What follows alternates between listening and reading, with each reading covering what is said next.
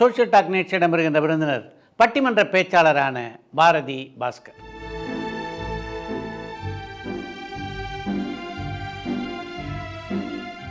கால் நூற்றாண்டுக்கும் மேலாக பட்டிமன்ற மேடையை கலக்கிக் கொண்டிருக்கின்ற பாரதி பாஸ்கருக்கு இன்று உலகம் முழுவதும் ரசிகர்கள் இருக்கிறார்கள் என்றால் அதற்கு முக்கியமான காரணம் இவரது தனித்துவமான பேச்சாற்றலும் சொல் வளமும் தான்.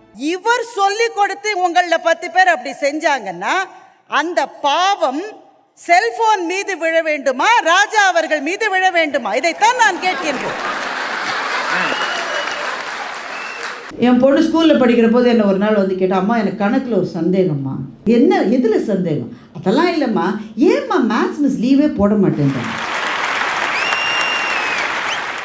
சிவாஜி மற்றும் சிவாஜிராவ் கெய்க்வாட் ஆகிய இரு மாபெரும் நட்சத்திரங்களுடைய தீவிர ரசிகையான பாரதி பாஸ்கர் பட்டிமன்ற மேடைகளிலே தனக்கு ஏற்பட்ட மறக்க முடியாத அனுபவங்கள் பலவற்றை இந்த நேர்காணலிலே பகிர்ந்து கொண்டிருக்கிறார். Chai with Chitra, Social Talk. வணக்கம்.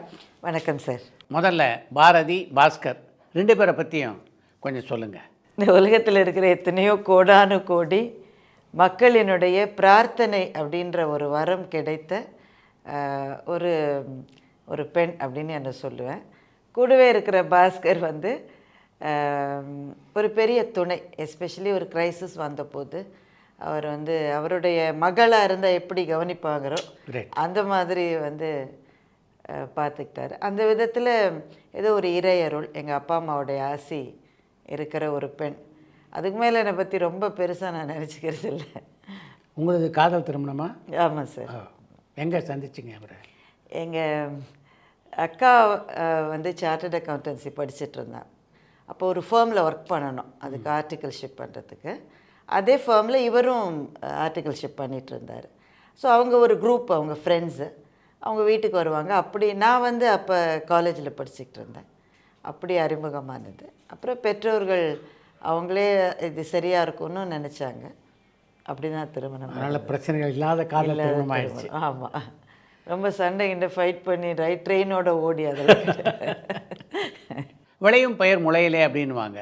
அது மாதிரி நீங்கள் படிக்கின்ற போதே இப்படிப்பட்ட பேச்சாற்றல் உங்களுக்கு இருந்ததா? கொஞ்சம் குடும்பத்தில் உண்டு சார். அது தமிழ் ஆர்வம் என்பது வந்து குடும்பத்தில் இருந்தது.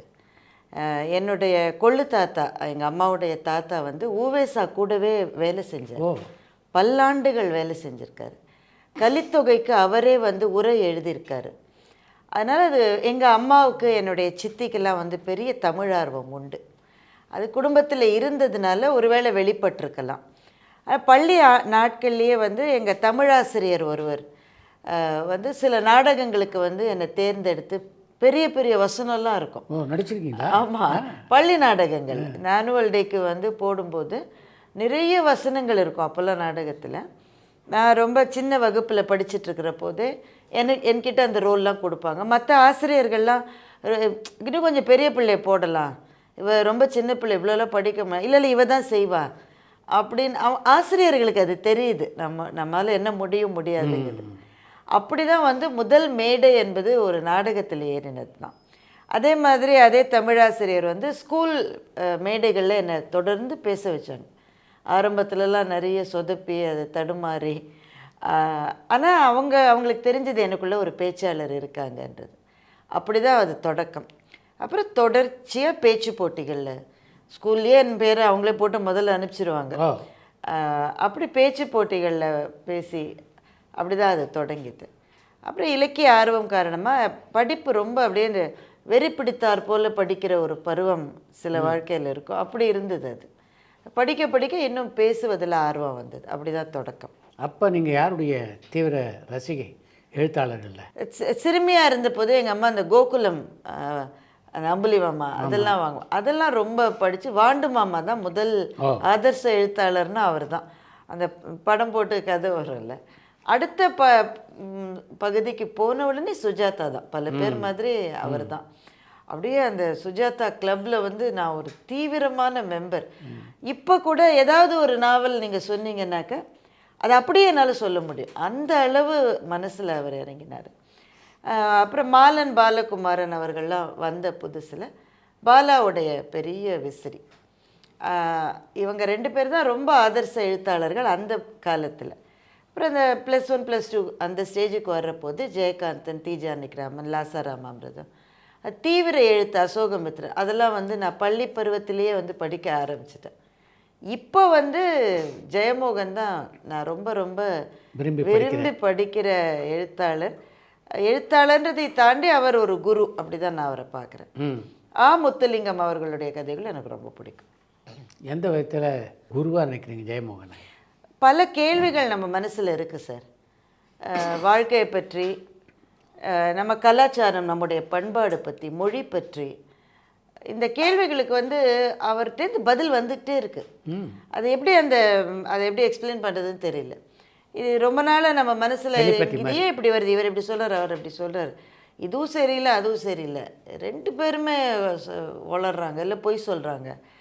அந்த கேள்விக்கான தேடல் இருந்துகிட்டே இருக்கும்போது நான் போய் அவரை நேரடியாக அப்ரோச் பண்ணது கிடையாது, இப்படி உட்காந்து பேசினது கூட கிடையாது. 2 வாரத்துக்கு மேலே அவர்கிட்ட நான் பேசினதில்லை.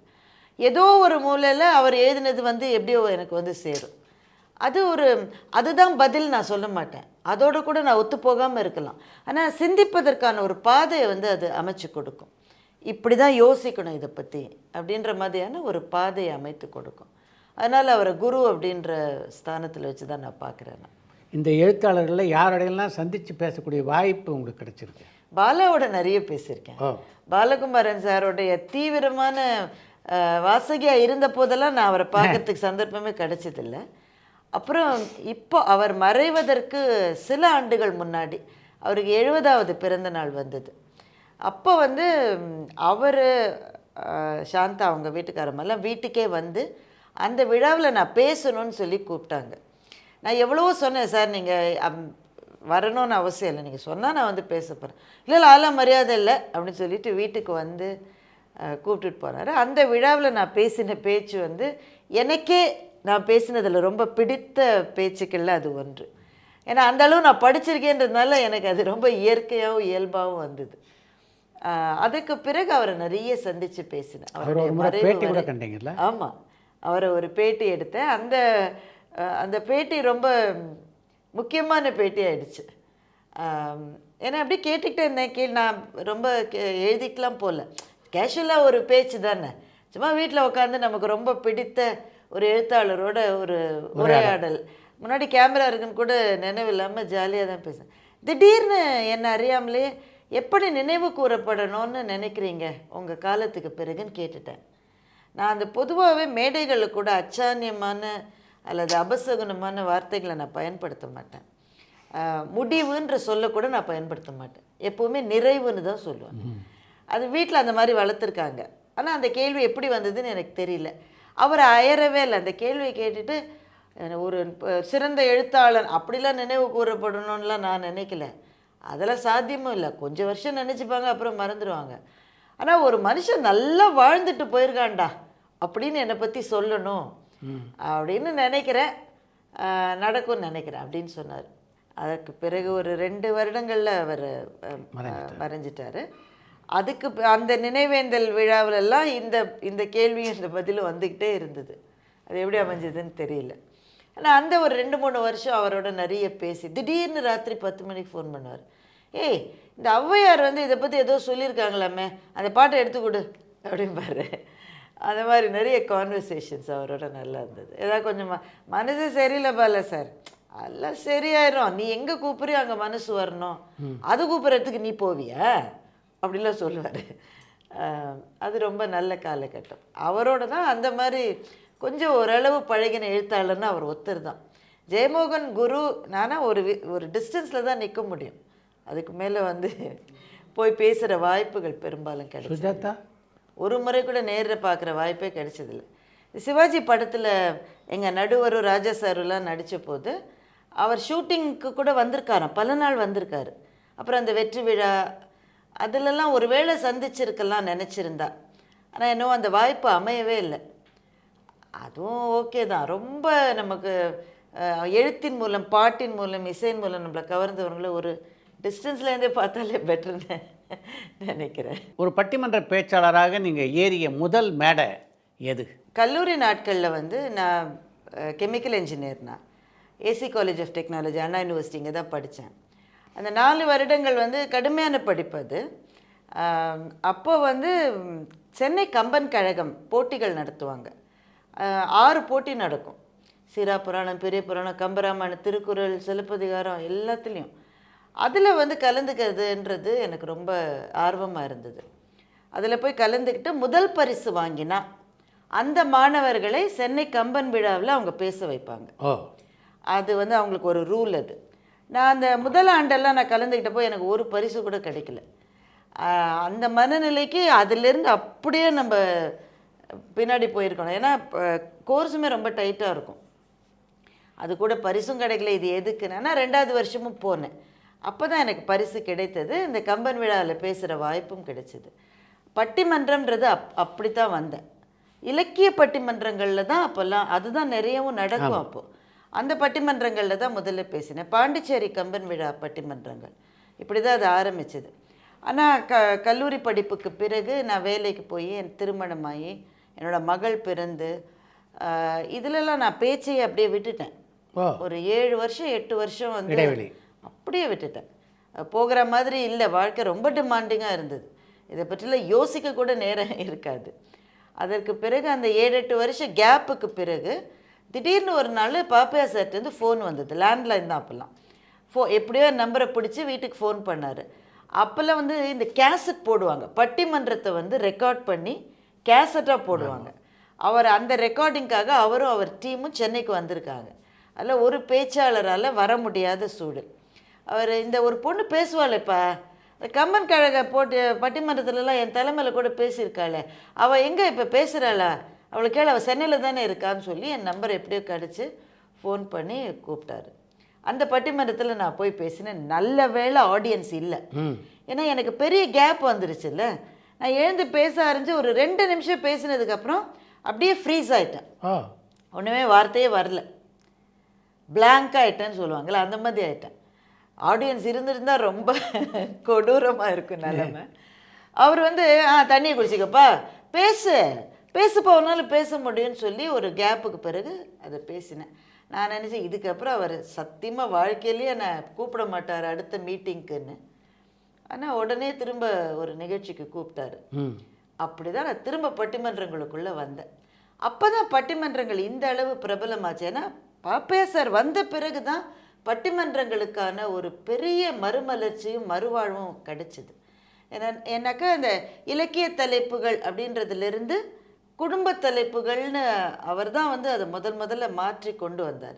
அதனால் பெரிய அளவில் பாப்புலர் ஆச்சு.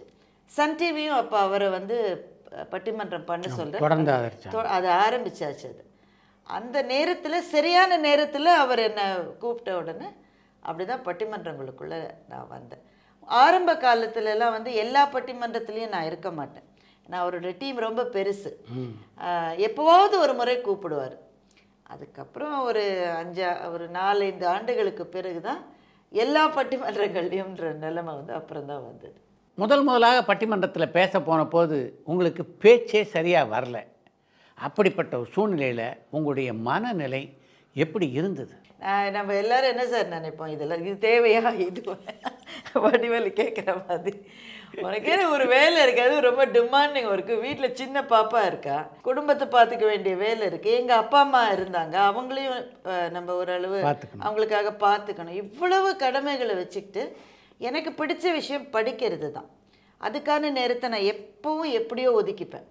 அது இருக்குது போகிறோம், இலக்கியத்தோடு எனக்கு இருக்கிற இந்த தொடர்பு போகிறோம், இதெல்லாம் உனக்கு தேவையானதான். அப்போ மாத்திரம் இல்லை சார், நான் இந்த சம்பவம் நடந்து கிட்டத்தட்ட 23 வருஷங்கள் 24 வருஷங்கள் இருக்கும். இப்போ கூட ஒரு மீட்டிங்கில் சரியாக பேசலைன்னா தூங்கவே முடியாது. டிஸ்டர்பிங்காக இருக்கும், ரொம்ப டிஸ்டர்பிங்காக இருக்கும். சரி, இது இப்படி சொல்லியிருக்கணும்ல, இந்த மாதிரி இந்த பாயிண்ட்டை விட்டுட்டேன். அந்த மனநிலை வந்து இப்போ கூட உண்டு.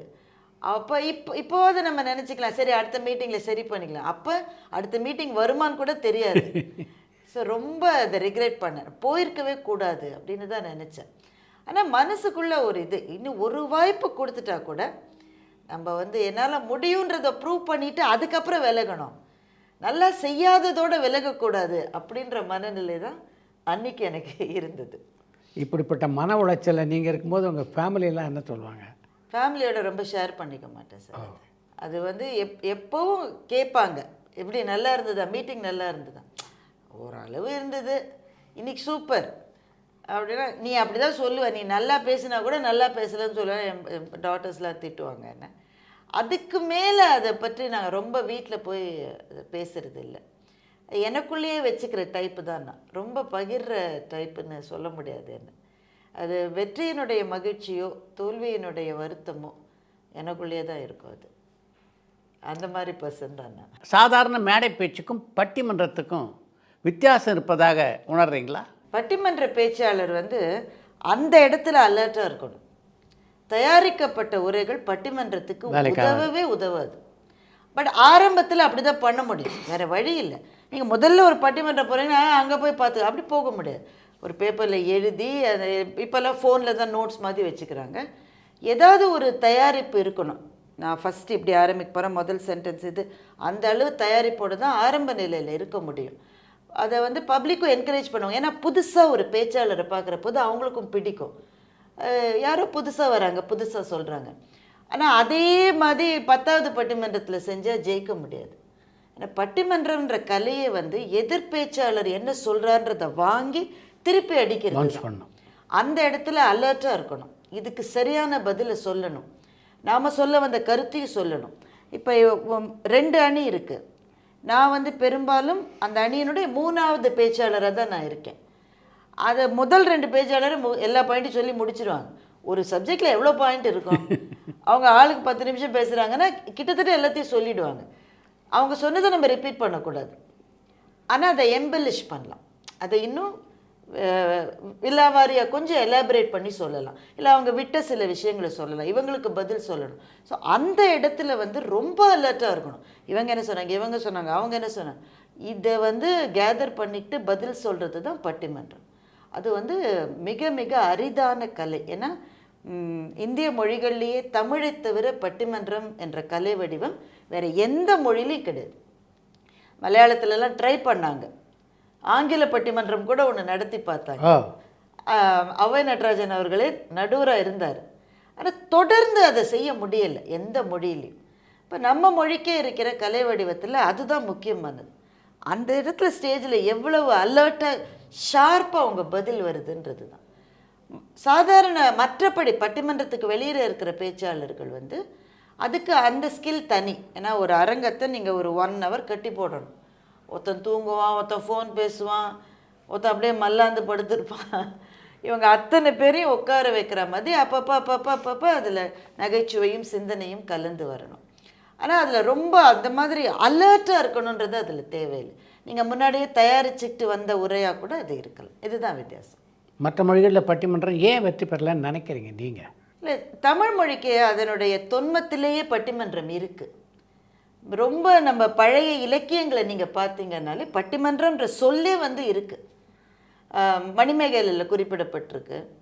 அப்போது பெரும்பாலும் நிறைய சமயங்களுக்குள்ளே விவாதங்கள் நடக்கிற போது இது பெருசா அது பெருசா, இல்லை இந்த தத்துவம் சிறந்ததா இந்த தத்துவம் சிறந்ததான்ற மாதிரியான டிஸ்கஷன்ஸே பட்டிமன்றம் வழியாக தான் நடந்தது.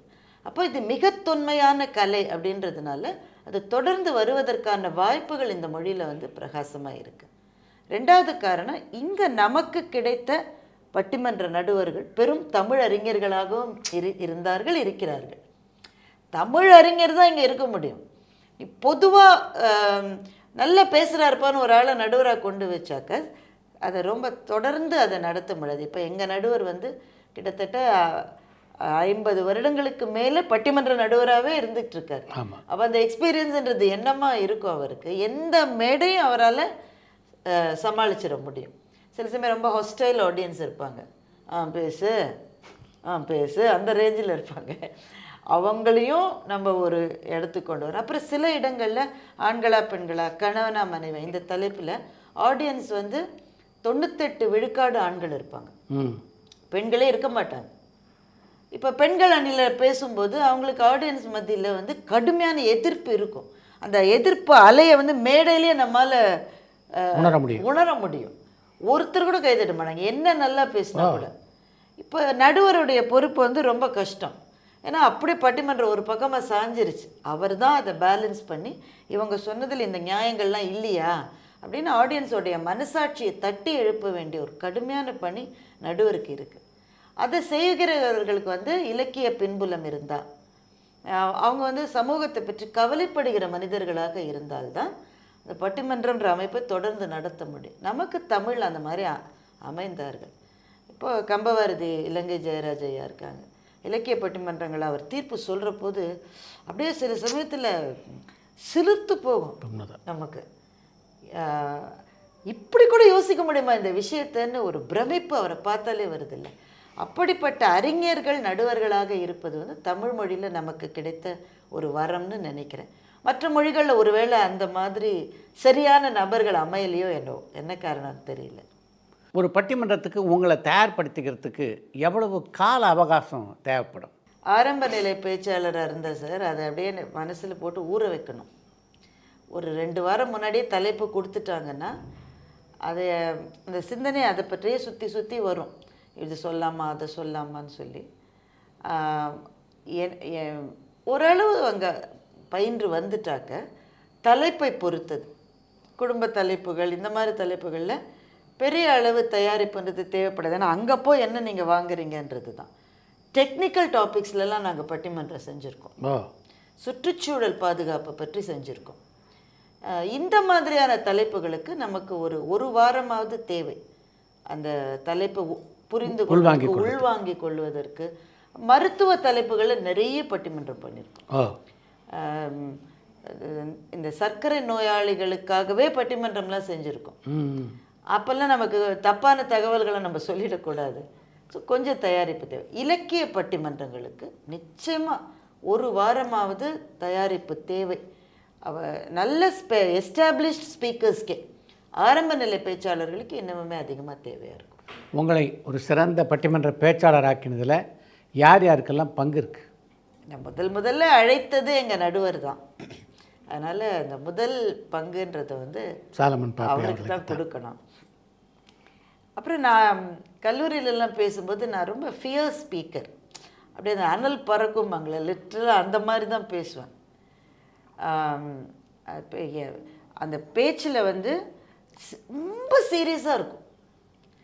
நகைச்சுவை என்பது பேச்சில் இருக்கவே கூடாதுன்ற கருத்து எனக்கு. ஆமாம். என்ன எல்லாம் சிரிக்க வந்திருக்கீங்களா? நான் எவ்வளோ முக்கியமான விஷயத்தை பற்றி பேசிகிட்டு இருக்கேன். நீ சிரிக்கிற என்ன நீ சிரிக்கிற, நீ ஜோக் அடிக்கிற. அதுதான் என் பார்வையாகவே இருந்தது. அப்படி தான் பேசுவேன். அந்த பட்டிமன்றங்களுடைய ஃபுட்டேஜெலாம் இப்போ பார்க்கும்போது எனக்கே என்ன முகமே கட்டுன்னு ஆக்ரோஷமாக இருக்கும். ஆக்ரோஷமாக இருக்கும். அதை மாற்றினதில் வந்து சகோதரர் ராஜா அவருக்கு ஒரு பெரிய பங்கு உண்டு. அவர் எப்பவுமே கேஷுவலாக தான் இது பண்ணுவார். Very casual. சீரியஸான விஷயத்தை கூட நிதானத்தோடு தான் சொல்லுவார். அவர் வந்து ஒரு முறை என்னை கேட்டார், அது இப்படியே சொன்னால் தான் புரியுமா, கொஞ்சம் சிரிச்சுட்டு சொன்னால் கூட அதே தானே. சத்யராஜ் ஒரு படத்தில் சொல்லுவார், நீ முகத்தை இப்படி வச்சு சுட்டாதான் சாவானா, சிரிச்சுக்கிட்டே சுட்டால் கூட செத்துருவான் தானே அப்படின்னு அந்த டயலாகை சொல்லி சொன்னார். இதே சிரிச்சுக்கிட்டது சொல்லலாமே. எனக்கு அப்போ அவர் சொன்னதை நான் ஒத்துக்கலை.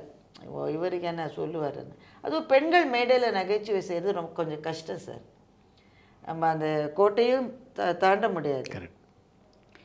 கீழே இருக்கிறவங்க வந்து என்ன இப்படிலாம் பேசுது இந்த அம்மான்னு பெண்களை பற்றி சொல்லுவாங்க. அதையே ஒரு ஆண் பேச்சாளர் சொன்னால் சூப்பராக சொல்லிட்டாரும்பாங்க. அப்போ அந்த இது இருக்குல்ல, டிஸ்கிரிமினேஷன் இருக்குல்ல. அதனால் அந்த நகைச்சுவையாக பேசுவது என்பது என்னால் இயலாதுன்னு நினச்சேன். அப்புறம் இவர் இப்படி சொன்னப்பறம் சரி நம்ம கொஞ்சம் ட்ரை பண்ணி பார்க்கலாம். ஏன்னா அதர்வைஸ் நான் வீட்டில் ஆஃபீஸ்லலாம் பேசும்போது ஜாலியாக ஜோக் அடிக்கிற பர்சன் தான் நான். ஏன்னா மேடையில் போய் மாத்திரம் இந்த முகமூடி எனக்கு எப்போ இருக்கிற மாதிரி அங்கேயும் இருக்கலாமேன்றது ஒரு பெரிய மாற்றம். அதுக்கு வந்து அவர் ஒரு காரணம். மூன்றாவது வந்து கல்யாண மாலை மோகன் அண்ட் மீரா அவங்க வந்து பட்டிமன்றங்களில் எங்களை கூப்பிட ஆரம்பித்த பிறகு எங்களுக்கு அது ரொம்ப பிடிச்சிருந்தது. என்ன காரணம்னா அவங்க கொடுக்குற வித்தியாசமான தலைப்புகள், ரொம்ப ரொம்ப டிஃப்ரெண்ட்டான தலைப்புகள்லாம் வந்து கொடுப்பாங்க. இப்போ கூட லண்டன் பட்டிமன்றத்தில் நிபந்தனையற்ற அன்பு சிரமமாக சாத்தியமான்ற தலைப்பு கொடுத்தாங்க. இந்த தலைப்பெல்லாம் இது மட்டும் வந்ததே கிடையாது. உண்மைதான். அப்படி அவங்க நல்ல நல்ல தலைப்புகளை கொண்டு வந்ததுனால எங்களுக்கும் ஒரு நமக்கு ஆசையாக இருக்கும்ல, உற்சாகமாக இருக்கும். இது பேசினதே இல்லை, இது மட்டும். மற்ற எல்லா தலைப்பும் பேசியிருப்போம். இது சேலத்தில் பேசணும்ல, இது வெள்ளூரில் தானே பேசணும், இப்படி தான் வரும் நமக்கு. இது மட்டும் பேசினதே இல்லைன்ற தலைப்புகள் வர்ற போது இந்த 3 பேருமே வந்து பெரிய அளவில் காரணம்னு நினைக்கிறேன். அஃப்கோர்ஸ் என்னுடைய குடும்பத்தை சேர்ந்தவர்கள். எங்கள் அப்பா வந்து ஒரே பட்டிமன்றத்தை 4 தடவை போட்டு பார்ப்பார். திரும்ப திரும்ப நான் பேசுறது, அவருக்கு இந்த உலகத்திலேயே என்னை விட சிறந்த பேச்சாளர் கிடையாதுன்னு என்னுடைய 5 வயதிலிருந்து அவர் ஒரு முடிவில் இருக்கார். அதனால் ஒவ்வொரு முறையும் ஃபோன் பண்ணி ரொம்ப நல்லா இருந்தது குழந்தை, இப்போ அவர் இல்லை, அதனால் அதெல்லாம் ரொம்ப ஒரு பெரிய இழப்பு. ஆனால் அவங்க கொடுத்த உற்சாகம், எங்கள் குடும்பத்திலேயே கூட ரொம்ப சிறு பிள்ளைகள் இருந்தபோது ட்ராவல் பண்ணுறதுல ரொம்ப கஷ்டம் சார். நீங்கள் உங்கள் துறையில் உங்களுக்கு தெரியும். எங்களுக்குமே அப்படி தான், எந்நேரம் பைய தூக்கி ட்ராவல் பண்ணிகிட்டே இருக்கிற மாதிரி இருக்கும். அதை ஏன்னா என் கணவர் வந்து அதை ரொம்ப நல்லா அண்டர்ஸ்டாண்ட் பண்ணிட்டார். எனக்கு அங்கே தான் மகிழ்ச்சி, மேடையில் இருக்கிறது எனக்கு மகிழ்ச்சின்றதை அவர் உள்வாங்கிட்டார். கரெக்ட். அதனால் இப்போ குழந்தைய பார்த்துக்கிறது, தலைப்பின்னி விடுறதுலேருந்து என்ன வேலை நான் இருந்து செய்ய முடியலையோ அதை அவர் செய்வார். இந்த வேலையெல்லாம் என்கிட்ட கொடுத்துட்டு நீ எங்கே போன அப்படின்ற கேள்வி வந்து வரவே இல்லை வீட்டில். ஸோ இவர்கள்லாம் தான் காரணம்னு நினைக்கிறேன். சாலமன் பாப்பையா கிட்ட இருக்க தனித்தன்மை அப்படின்னா எதை சொல்வீங்க? அவருடைய இலக்கியம், அவரோட தமிழ், அதெல்லாம் எல்லாருக்கும் தெரியும். அவர் வந்து ரொம்ப பெருந்தன்மையான மனிதர். அவர் மற்றவர்களுடைய தவறுகளை பெருசு பண்ணக்கூடாதுன்ற பாடத்தை நான் அவர்கிட்ட கற்றுக்கிட்டேன். என்ன நெருக்கமானவர்களாக இருந்தால் கூட ஏதோ ஒரு நேரத்தில் நம்ம மனசை மிதிச்சுட்டு தான் போவாங்க. நண்பர்கள் ரொம்ப நல்ல நண்பர்கள் தான். நம்ம நல்லா வரணும்னு அவங்க நினைப்பாங்க, அவங்க நல்லா இருக்கணும் நம்ம நினைப்போம். ஆனாலும் ஏதோ ஒரு புரிதல் இல்லாமல் போயிடும், ஒரு புரிதல் இல்லாமல் போயிடும். இவனா இப்படி சொன்னா அந்த கேள்வி வராத ஒரு இது கூட கிடையாது. அப்புறம் எங்கள் துறையை வந்து சினிமா துறையாலும் இல்லாட்ட கூட போட்டி மிக அதிகமாக இருக்கிற துறை தானே. ஆமாம், எல்லா கலைத்துறையுமே அப்படி தானே சார். இப்போ ஒரு மேடை, அந்த மேடையில் நான் தானே இருந்திருக்கணும், அந்த எண்ணம் வந்து பல பேருக்கு வரும். இவங்க இப்படி இவ்வளோ பெரிய ஆளானாங்க, அது மிக அதிகமாக இருக்கிற துறை தான் இது. அப்படிப்பட்ட சூழ்நிலையில் அவர் நிறைய பேர் அவரோட முதுகில் குத்திருக்காங்க, நாங்களே பக்கத்தில் இருந்து பார்த்துருக்கோம். அவரால் வளர்த்து விடப்பட்டவர்களே அவரை பற்றி மிக மோசமான விமர்சனங்களை வைத்திருக்கிறார்கள், புக்கே போட்டிருக்காங்க. ஆமாம். ஆனால் அவர் அதை பார்க்கறது எப்படின்னாக்க என்ன போய் இப்படி சொல்லிட்டாரு, நான் தான் அப்படி ஒரு நாளும் சொல்ல மாட்டேன். சின்ன பிள்ளை சொல்லிட்டு போகிறான் விடு அப்படின்னு தான் சொல்லுவார். அதை எப்படி சார் விட முடியும்? அதெல்லாம் விட முடியாதுன்னு நான் சொன்னேன், விடுறான்றவர். அந்த பெருந்தன்மை வந்து அவர்கிட்ட மிக அதிகம். அதுதான் எனக்கு வந்து அவர்கிட்ட நான் கற்றுக்கிட்ட பாடம்ன்றது அதுதான். ஏன்னா இலக்கியம் நம்ம வெளியில் கூட படிச்சுக்கலாம். ஏன்னா எனக்கு ஆர்வம் இருக்குது, எனக்கான இலக்கிய குருமார்களை நான் தேடி போகலாம். ஆனால் வாழ்க்கையை பற்றி கற்றுக் கொடுக்கறதுக்கு யார் இருக்காங்க சொல்லுங்கள்? அதுதான் அவர்கிட்ட எனக்கு ரொம்ப பிடிச்ச விஷயம். நீங்கள் 6 பேர் ஒரு டீமாக பட்டிமன்றத்தில் கலந்துக்கிறீங்க. 6 பேரும் பேசி இதுக்கு முன்னாடியே ஒரு ரிஹர்சல் இருக்குமா? அதுக்கு ஒரு முறை கூட அப்படி கிடையாது, இருக்கவே இருக்காது. கல்யாண மாலை நிகழ்ச்சிகளில் புது பேச்சாளர்களை கொண்டு வரும். இது மட்டும் அவங்க பேசியிருக்கவே மாட்டாங்க. ஏதாவது ஸ்கூலில் காலேஜில் அப்படி அவங்கள கொண்டு வர்ற போது அவங்கள மாத்திரம் பேச வச்சு நாங்கள் ஒரு 2-3 பேர் இதை கொஞ்சம் இப்படி மாற்றிக்கலாம்ப்பா, இந்த வார்த்தையை சொல்ல வேண்டாம்ப்பா, இந்த கருத்தெல்லாம் இந்த காலத்தில் எடுப்ப, அந்த மாதிரி அட்வைஸ் கொடுப்போம். அவங்க புது பேச்சாளர்களாக இருந்தால் மாத்திரம். ஏன்னா அன்பார்லிமெண்ட்ரியாக ஸ்டேஜில் திடீர்னு வந்து ஏதாவது சொல்லிவிடுவாங்க சில சமயம். அதை நம்ம அப்புறமா போய் ஆடியன்ஸ் மனசுலேருந்து அதை அழிக்க முடியாது. அது மாத்திரம்தான் ரிஹர்சல்னால் அதுதான். நீங்கள் இப்படி சொல்லுங்கள், நான் பதிலுக்கு, அது ஒரு முறை கூட இதுவரை நாங்கள் செஞ்சதில்லை. எல்லாம் ஸ்பான்டேனியஸ் தான், எல்லாம் அந்த ஸ்பாட்டு தான். அதனால தான் அதை மக்கள் ரசிக்கிறாங்க. ஏன்னா அது தயாரிக்கப்படுதுன்னா உங்களால் கண்டுபிடிச்சிட முடியாதா? நீங்கள் ஒரு இயக்குனர், நீங்கள் பார்த்தோன்னே தெரிஞ்சுனே இது முன்னாடி ரிஹர்ஸ் பண்ணிட்டாங்களா தெரிஞ்சிருந்தாங்க. அந்த இடத்துல வருவது தான் அது. பட்டிமன்ற பேச்சாளரான ராஜாவை எதிர்த்து பல மேடைகளில் நீங்கள் பேசியிருக்கீங்க. அப்படி நீங்கள் பேசிய சந்தர்ப்பங்களில் உங்களால் மறக்க முடியாது அப்படின்னா எதையெல்லாம் சொல்லுவீங்க? எனக்கு நான் உங்ககிட்ட சொன்ன மாதிரி நான் அந்த டீமுக்கு போனது ரொம்ப லேட்டு. அவங்க ஏற்கனவே எஸ்டாப்ளிஷ் டீம். இவர் வந்து பயங்கர பாப்புலர் ஆயிட்டார். அப்போல்லாம் நான் சீன்லேயே இல்லைண்ணா, என்னை யாருக்கும் தெரியாது. இவர் சன் டிவியில் வந்து ப்ரோமோன்னு ஒன்று போட ஆரம்பிச்சதே ராஜா பேச்சை வச்சு தான். அது மட்டும் ப்ரோமோன்ற ஒரு கான்செப்டே எந்த டிவிலையும் எந்த நிகழ்ச்சிக்கும் கிடையாது. இவர் ஒரு முறை அப்போது நடந்த ஒரு அரசியல் நிகழ்வு அதை வச்சு ஒன்று சொன்னார்.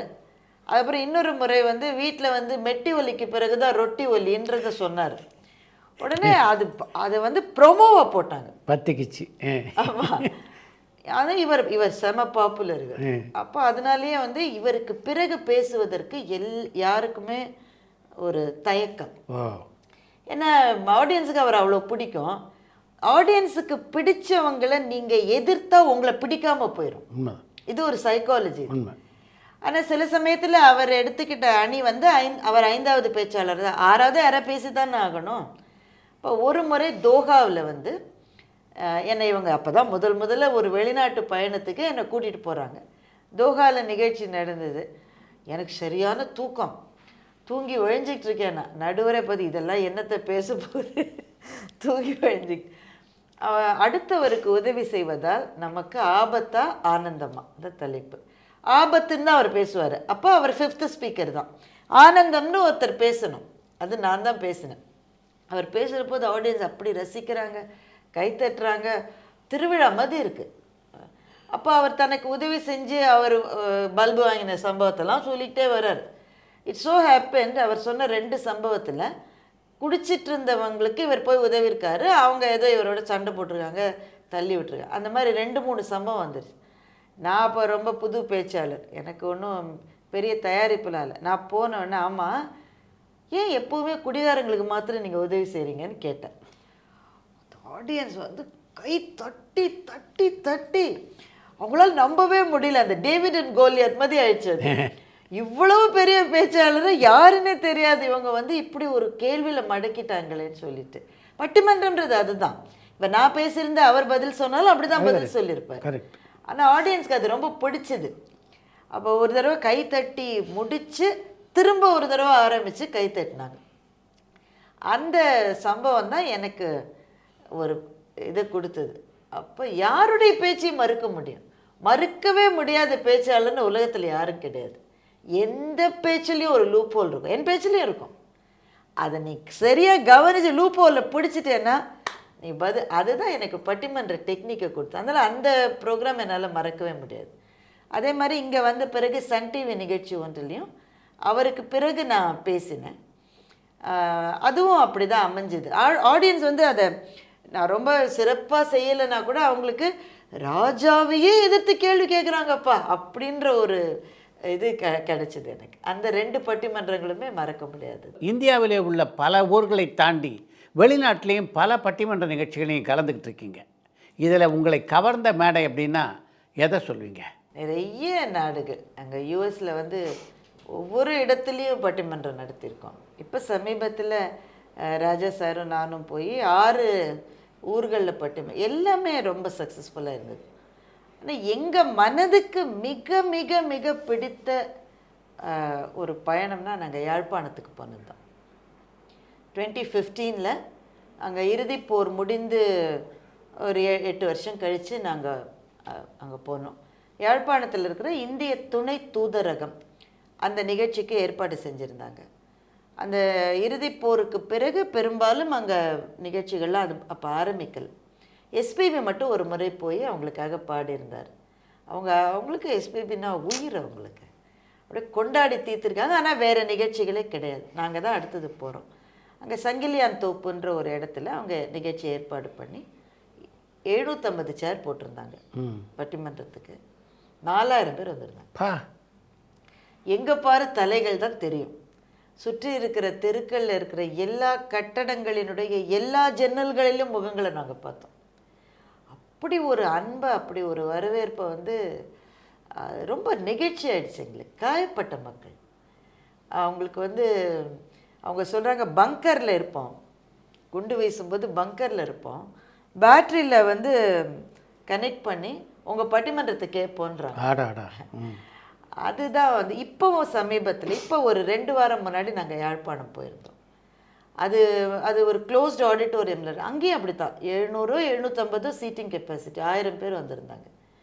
அந்த மக்கள் காட்டுகிற அன்புன்றது ரொம்ப பிரத்யேகமானது. அதனால் உலகத்தினுடைய எந்த நாட்டில் போய் பேசினாலும் மகிழ்ச்சி தான். தமிழர்கள் எல்லா இடத்துலையும் அன்பாக தான் இருப்பாங்க. ஆனால் யாழ்ப்பாணத்துக்கு போய் பேசுகிற போது எங்களுக்கு கிடைக்கிற மகிழ்ச்சி என்பது ரொம்ப வித்தியாசமானது. உங்களுக்கு லட்சக்கணக்கில் ரசிகர்கள் இருப்பாங்க. இதில் உங்களுடைய மனம் கவர்ந்த ரசிகர்கள்னு யாராவது 1-2 பேரை குறிப்பிட்டு சொல்ல முடியுமா? அது ரொம்ப கஷ்டம். எந்த இடத்துக்கு போனாலும் கொஞ்சம் வயதில் பெரியவர்கள் வந்து தலைமையில் கை வச்சு வாழ்த்து சொல்லுவாங்க. எனக்கு அந்த மாதிரியான வாழ்த்து ரொம்ப நெகிழ்ச்சியாக இருக்கும். அது என்ன, நான் யார் அவங்களுக்கு, இது மட்டும் அவங்க என்னை நேராக பார்த்துருக்க மாட்டாங்க. இதுக்கு பிறகு பேச்சு தான். ஆமாம், இதுக்கு பிறகு நாங்கள் சந்திப்போமானும் தெரியாது. ஆனால் அந்த தருணத்தில் வாழ்த்தணும்னு நினைக்கிறவங்க. என்னுடைய உடல்நலக்குறைவு இருந்தபோது என்னுடைய ஹஸ்பண்டுக்கு அப்படி கால்ஸ் வந்திருக்கு. ஒரு கட்டத்தில் அவரால் அதெல்லாம் எழுதி வச்சு அதெல்லாம் முடியவே இல்லை. அப்போ யாழ்ப்பாணத்திலிருந்து, இப்போ கூட அவங்க பேர் தெரியாது எனக்கு, யாழ்ப்பாணத்திலிருந்து ஆஸ்திரேலியாவுக்கு புலம்பெயர்ந்தவர்கள் அப்படி எந்த மகளுக்கு என்ன ஆயிடுச்சுன்னு சொல்லி அப்படி அழுதுருக்கார். அவர் யாருன்னு கூட தெரியாது. ஏன்னா அப்போ எழுதி வச்சுக்க அந்த மாதிரி சூழல்லாம் இல்லை. அவர் யார் எதுக்காக அப்படி அழுதார், கதறி அழுதுருக்காரு. அந்த மாதிரி கொஞ்சம் வயது சென்றவர்கள் என்னுடைய வாழ்த்து அப்படி இருக்கிறவங்க எல்லாருமே பிடிக்கும். அப்புறம் மாணவர்கள், இப்போ எந்த பள்ளிக்கு கல்லூரிக்கு போனாலும் கொஞ்சம் அந்த வரைய தெரிந்தவர்கள் என் படத்தையே வரைஞ்சி எனக்கு கொடுப்பாங்க. எங்கள் வீட்டில் நான் படத்தோடு வந்தால் இன்னொரு படத்தோடு வந்து கொன்றும், எனக்கு வைக்க இடம் இல்லை. அப்படி படங்கள், என்னுடைய படங்கள். அது ஒரு 4-5 மணி நேரம் ஆகும் தானே சார். அது தேர்ந்த ஓவியர்களுக்கு கூட ஒரு 5-6 hours ஆகும். அந்த நேரத்தை அந்த பையன் எனக்கு, அந்த பையனோ அந்த பெண்ணோ கொடுக்குது. அப்படி நான் யார் அவங்களுக்கு? நான் யாருமே இல்லை. இந்த மாதிரியான சில ரசிகர்கள் வந்து அவங்களுக்கு பேரோ முகமோ கிடையாது, ஆனால் அவர்களுடைய அன்பு பிரத்யேகமானது. பாலக்காடில் வந்து கீதான்னு எனக்கு ஒரு ரசிகை இருக்காங்க. அவங்க வந்து அது எப்படி சொல்ல முடியும், அது வேறு ஒரு எக்ஸ்ட்ரீம். அது எந்நேரம் என் நலத்துக்காக பிரார்த்தனை பண்ணிக்கிட்டே இருப்பாங்க. ஓயாமல் குருவாயூரப்பன் கோயிலிருந்து அவங்க தமிழர் இல்லை, அதனால தான் அது இன்னும் கூடுதல் சிறப்பு. அது அவங்க தாய்மொழி மலையாளம் தான். அவங்க வந்து நீங்கள் தமிழில் பேசும்போது எனக்கு அது பிடிச்சிருக்கு, நான் அந்த மொழியை கற்றுக்கலைன்னா எப்படின்னு சொல்லி தமிழ் கற்றுக்கிட்டு தமிழில் அவங்களே திருக்குறள்லாம் எழுதி இது சரியானலாம் கேட்குறாங்க. இப்போ இன்னொரு மொழியையே படிக்கிற அளவு அவங்களுக்கு வந்து தீவிரமான ரசிகர்களாக இருக்காங்க. இப்போ எனக்கு மலையாளம் கற்றுக்கணும்னு ஆசை, ஆனால் எனக்கு முடியல. அது அவங்க செய்கிறாங்க, ஏன்னா என் மேலே இருக்கிற அந்த அபிமானத்தால். இப்படி நிறைய ரசிகர்கள். I don't think I deserve all this. ஏதோ ஒரு கடவுளினுடைய ஒரு ஆசீர்வாதன்றதுக்கு மேலே நான் எவ்வளோ பெரிய ஆளுன்னு நான் ஒரு நாளும் அதை அப்படி நினைக்கவே மாட்டேன். நாம் கலைஞர்கள் எல்லாருமே சார் கடவுளினுடைய கையில் நாம் ஒரு கருவி, அவ்வளவுதான். இந்த பேச்சுன்றது என்னிலிருந்து வருகிறதுன்னு நான் ஒரு நாளும் நினைப்பதில்லை. அது என் மூலமாக வருகிறது. அது சில பேருடைய மனத்தினுடைய காயத்தை ஆற்றுகிறது. அவங்க கீழே விழுந்து கிடக்கிற போது ஏந்திரு, என்ன இப்போ என்ன ஏந்திரு அப்படின்ற ஒரு உற்சாகத்தை அவங்களுக்கு தருது. அதுதான் என் பணின்னு நான் நினைக்கிறேன். உங்களுடைய எத்தனாவது மேடையில் நம்ம நல்லா பேச தொடங்கிட்டோம் அப்படின்னு ஒரு நம்பிக்கை உங்களுக்கு பிறந்தது? சன் டிவி பட்டிமன்றத்தில் ராஜாவுக்கு எதிராக நான் சொல்லி பேசி அது ஆடியன்ஸ் நல்லா ரிசீவ் பண்ணாங்கன்னு சொன்னேன் இல்லையா. அதுக்கு அடுத்த பட்டிமன்றம் நாங்கள்லாம் மேடைக்கு வரோம், ஹால் ஃபுல் ஏற்கனவே. அந்த பட்டிமன்றத்தில் ராஜா சாரும் நானும் ஒரே சைடில் பேசுகிறோம். அப்படி தான் நடுவர் போட்டிருந்தோம், ஒரே அணி. நான் 3rd ஸ்பீக்கர், அவர் 5th ஸ்பீக்கர். இங்கே உட்காந்துட்டோம். வந்து ஆடியன்ஸ்லேருந்து ஒருத்தர் வந்து, என்ன 2 பேரும் ஒரே சைடில் இருக்கீங்க, ஏம்மா நீ எந்திரிச்சு அந்த பக்கம் போ, நீ அவருக்கு எதிராக தானே நீ பேசணும். அப்படி ஒரு ரூலே இல்லையே, எந்த அணியில் வேணால் பேசலாம் தானே. ஆனால் அவங்க அப்படி தான் எதிர்பார்க்குறாங்க. நாங்கள் 2 பேரும் ஒரு அணியில் பேசவே முடியாதுன்றத அன்றைக்கி தான் நாங்கள் ரியலைஸ் பண்ணோம். அன்றைக்கி தான் நான் நினச்சேன், இதில் ஒரு இடம், சிறிய இடமா இருந்தால் கூட ஒரு இடம், ஒரு காலை வச்சுட்டோம் அப்படின்னு அன்றைக்கி தான் நான் நினச்சேன். நீங்கள் பார்த்து பிரமித்த பட்டிமன்ற பேச்சாளர்கள்னா யார் யாரை சொல்வீங்க? அது ரொம்ப பெரிய லிஸ்ட். அது என்றென்றைக்கும் நான் பார்த்து பிரமிக்கிற பேச்சுனாக்கா அது இலங்கை ஜெயராஜையா அவர்களுடைய பேச்சு தான். பட்டிமன்றங்களை தான் நான் சொல்கிறேன். அவருடைய தனிப்பேச்சு அதெல்லாம் நம்ம நிறைய கேட்டிருக்கோம். பட்டிமன்றங்களில் அவரை எடுத்துகிட்டு போகிற லெவல் இருக்கு பாருங்களேன். அந்த ஆர்குமெண்ட்ஸை கவுண்டர் பண்ணும்போது எதிர இருக்கிறவங்களுக்கு அது கொஞ்சம் கூட வலிக்காது, மயில் இறகால தடவுறா போல் இருக்கும். ஏன்னா கருத்தை தான் அவர் மறுப்பார், ஆளை அல்ல. அவரால் தயாரிக்கப்பட்ட பேச்சாளர்கள் ஒரு பெரிய குழு அங்கே இருக்காங்க சார். பிரசாந்தன்னு ஒரு தம்பி இருக்கார். அவரெல்லாம் வந்து அபாரமான பட்டிமன்ற பேச்சாளர். நான் முதல்ல சொன்ன மாதிரி ராஜா சாருடைய ப்ரெசன்ஸ் ஆஃப் மைண்ட் வந்து எனக்கு பெரிய இன்ஸ்பிரேஷன்.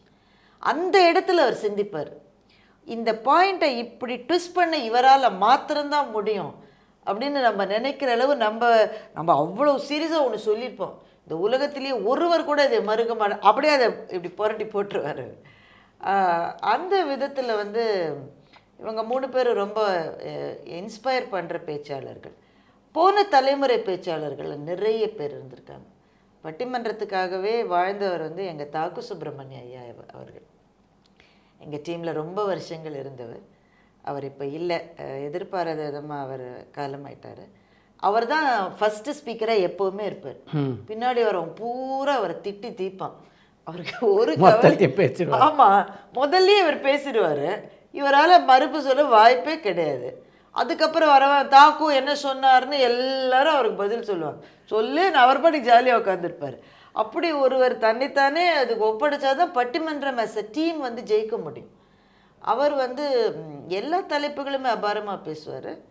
குறிப்பாக நீங்கள் பக்தியிலே தலைப்புகள் கொடுத்துட்டிங்கன்னா சிலம்ப ஆடிடுவார், அப்படி பேசுவார். அந்த மாதிரி பேச்செல்லாம் வந்து இனிமேல் எப்போ கேட்க முடியும்னு எனக்கு தெரியல. இப்போ வளர்ந்து வருகிற பேச்சாளர்களுமே வித்தியாசமாக பேசுகிறாங்க.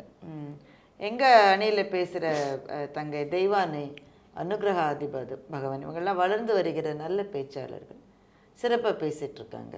நிறைய இருக்காங்க சார். இந்த லிஸ்ட்டை முழுக்க சொல்லி முடிக்க ரொம்ப டைம் ஆகும். ரொம்ப இன்ஸ்பயர் பண்ணுற பேச்சுன்னா அது இலங்கை ஜெயராஜ் அவருடைய பேச்சு. இப்போ இன்றைய இளைஞர்கள் மத்தியில் பட்டிமன்ற பேச்சாளர்களாக உருவாகிறதுக்கு ஆர்வம் இருக்கா? நிறைய பேருக்கு ரொம்ப ஆர்வம் இருக்குது. பிரச்சனை என்னென்னா ஆர்வம் அதிகமாக இருக்குது, உழைப்பு கம்மியாக இருக்குது.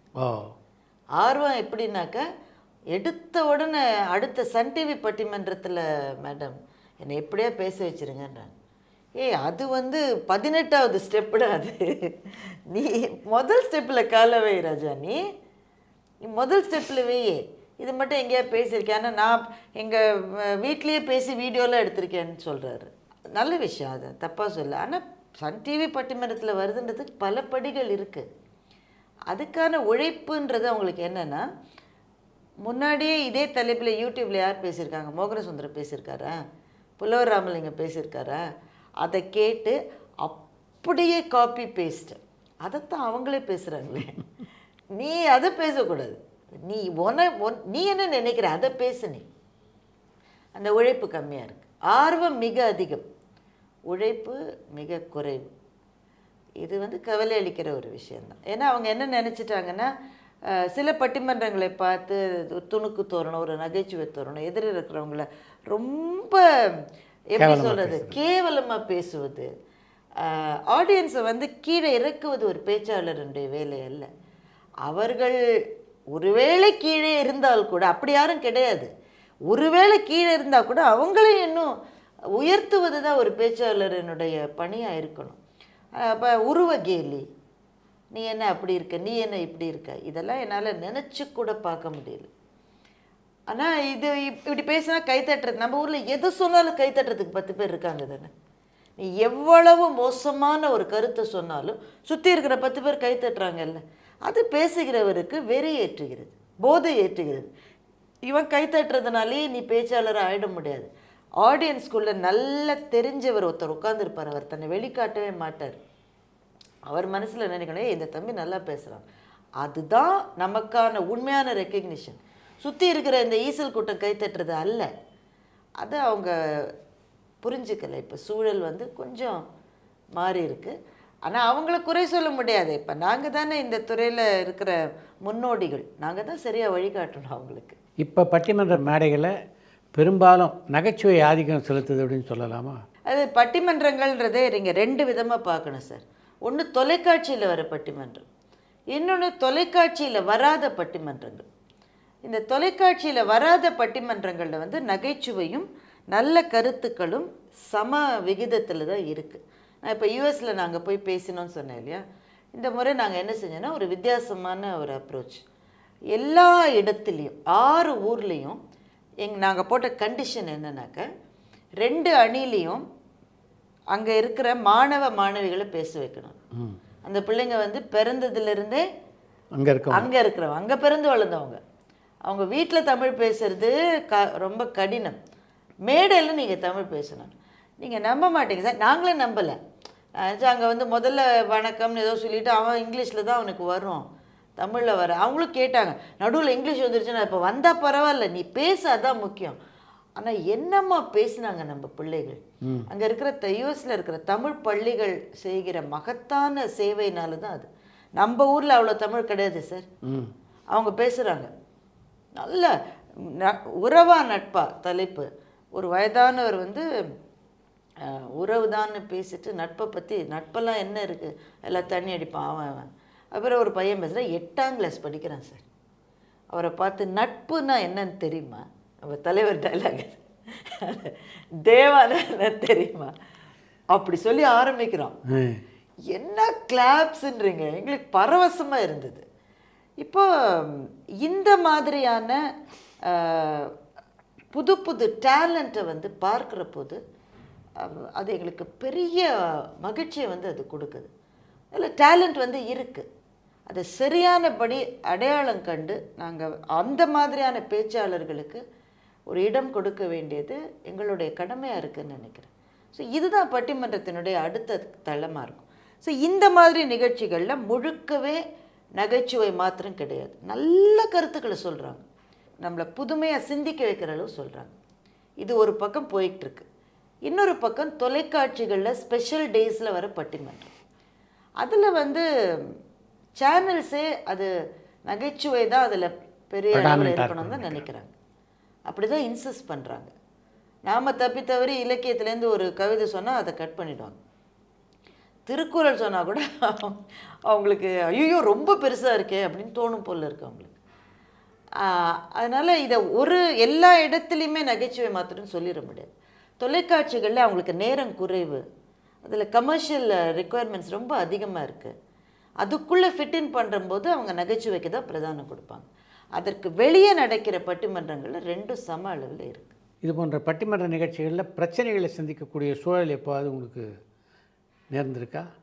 இருக்கும் சார், இல்லாமல் இருக்காது. ஒன்று வந்து எக்ஸ்டர்னல் பிரச்சனைகள், அதாவது நம்ம போகிற போது வர்ற பிரச்சனைகள்.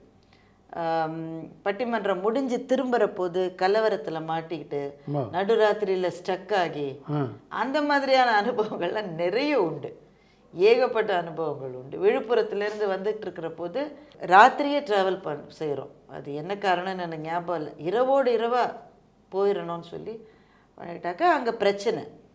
அங்கே வந்து தீப்பந்தத்தோட நடு தெருவில் 3 பேர் நிற்கிறாங்க.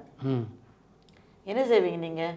காரெல்லாம் திருப்ப முடியாது. இப்போ மாதிரி 4 லேனா 4 லேன்லேயே திருப்ப முடியாது. அப்போ எல்லாம் சிங்கிள் ரோடு, திருப்ப கூட இடம் கிடையாது. அங்கே போய் நிறுத்துகிறோம்.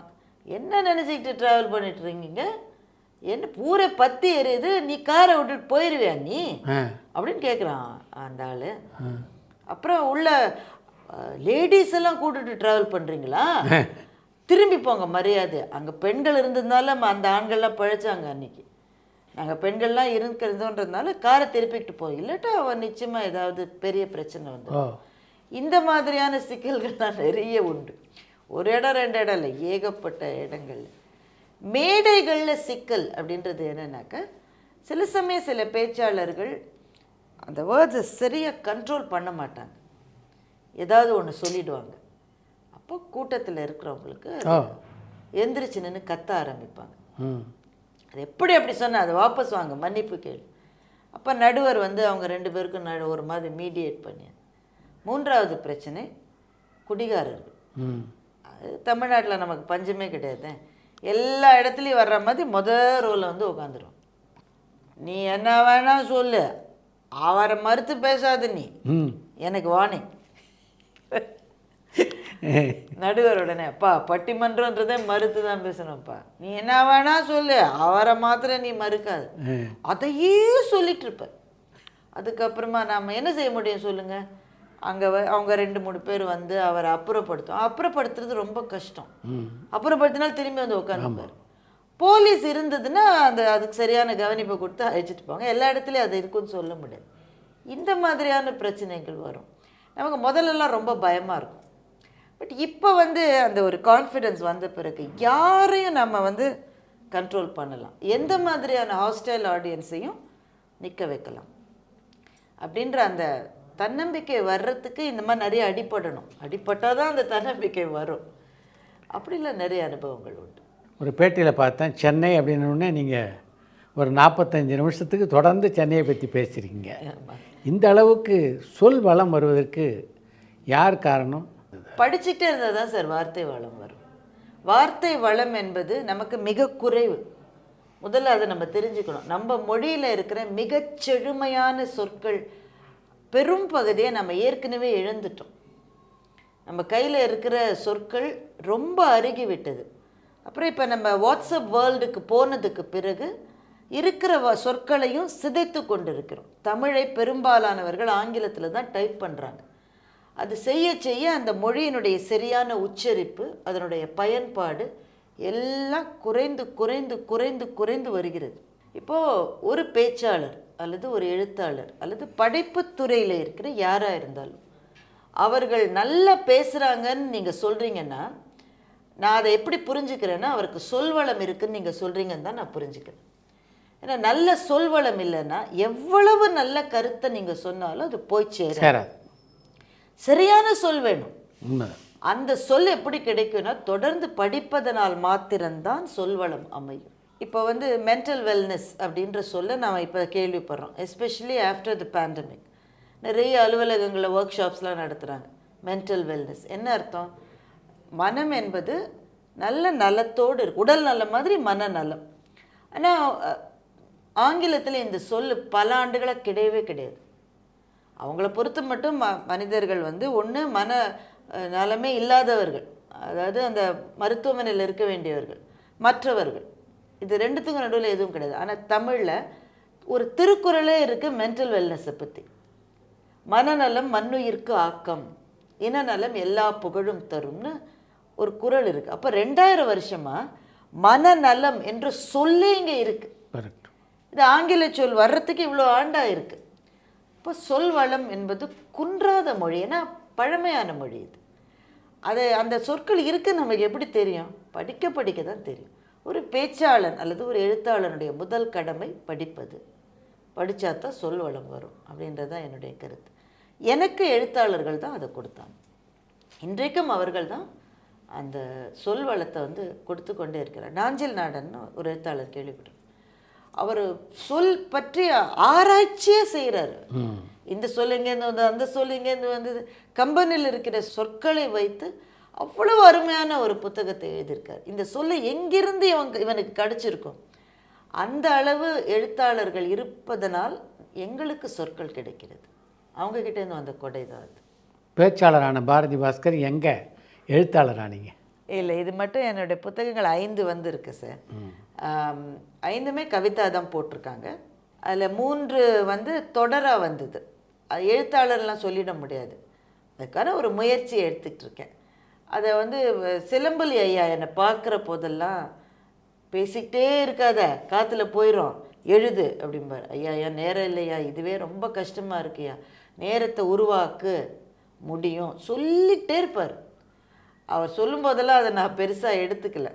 அப்புறம் இப்படி ஒரு வாய்ப்பு, அவள் விகடன்லேருந்து வந்து நீங்கள் ஒரு தொடர் எழுதுங்க அப்படின்னா நான் அதை ஏற்றுக்கிட்டேன்னா, பத்திரிக்கையில் எழுதும்போது என்ன ஒரு அட்வான்டேஜ் அண்ட் டிஸ்அட்வான்டேஜ்னால், டெட்லைன் கொடுத்து தான் ஆகணும். அப்படி ஒரு கமிட்மெண்ட்டு, ஒரு ப்ரெஷர் இருந்தால் தான் சார் நம்ம வேலை செய்ய முடியும். ப்ரெஷரே இல்லாமல் நான் வேலை செய்கிறேன் ஒருத்தர் சொன்னால் அவன் வேலையை செய்யலைன்னு தான் அர்த்தம்.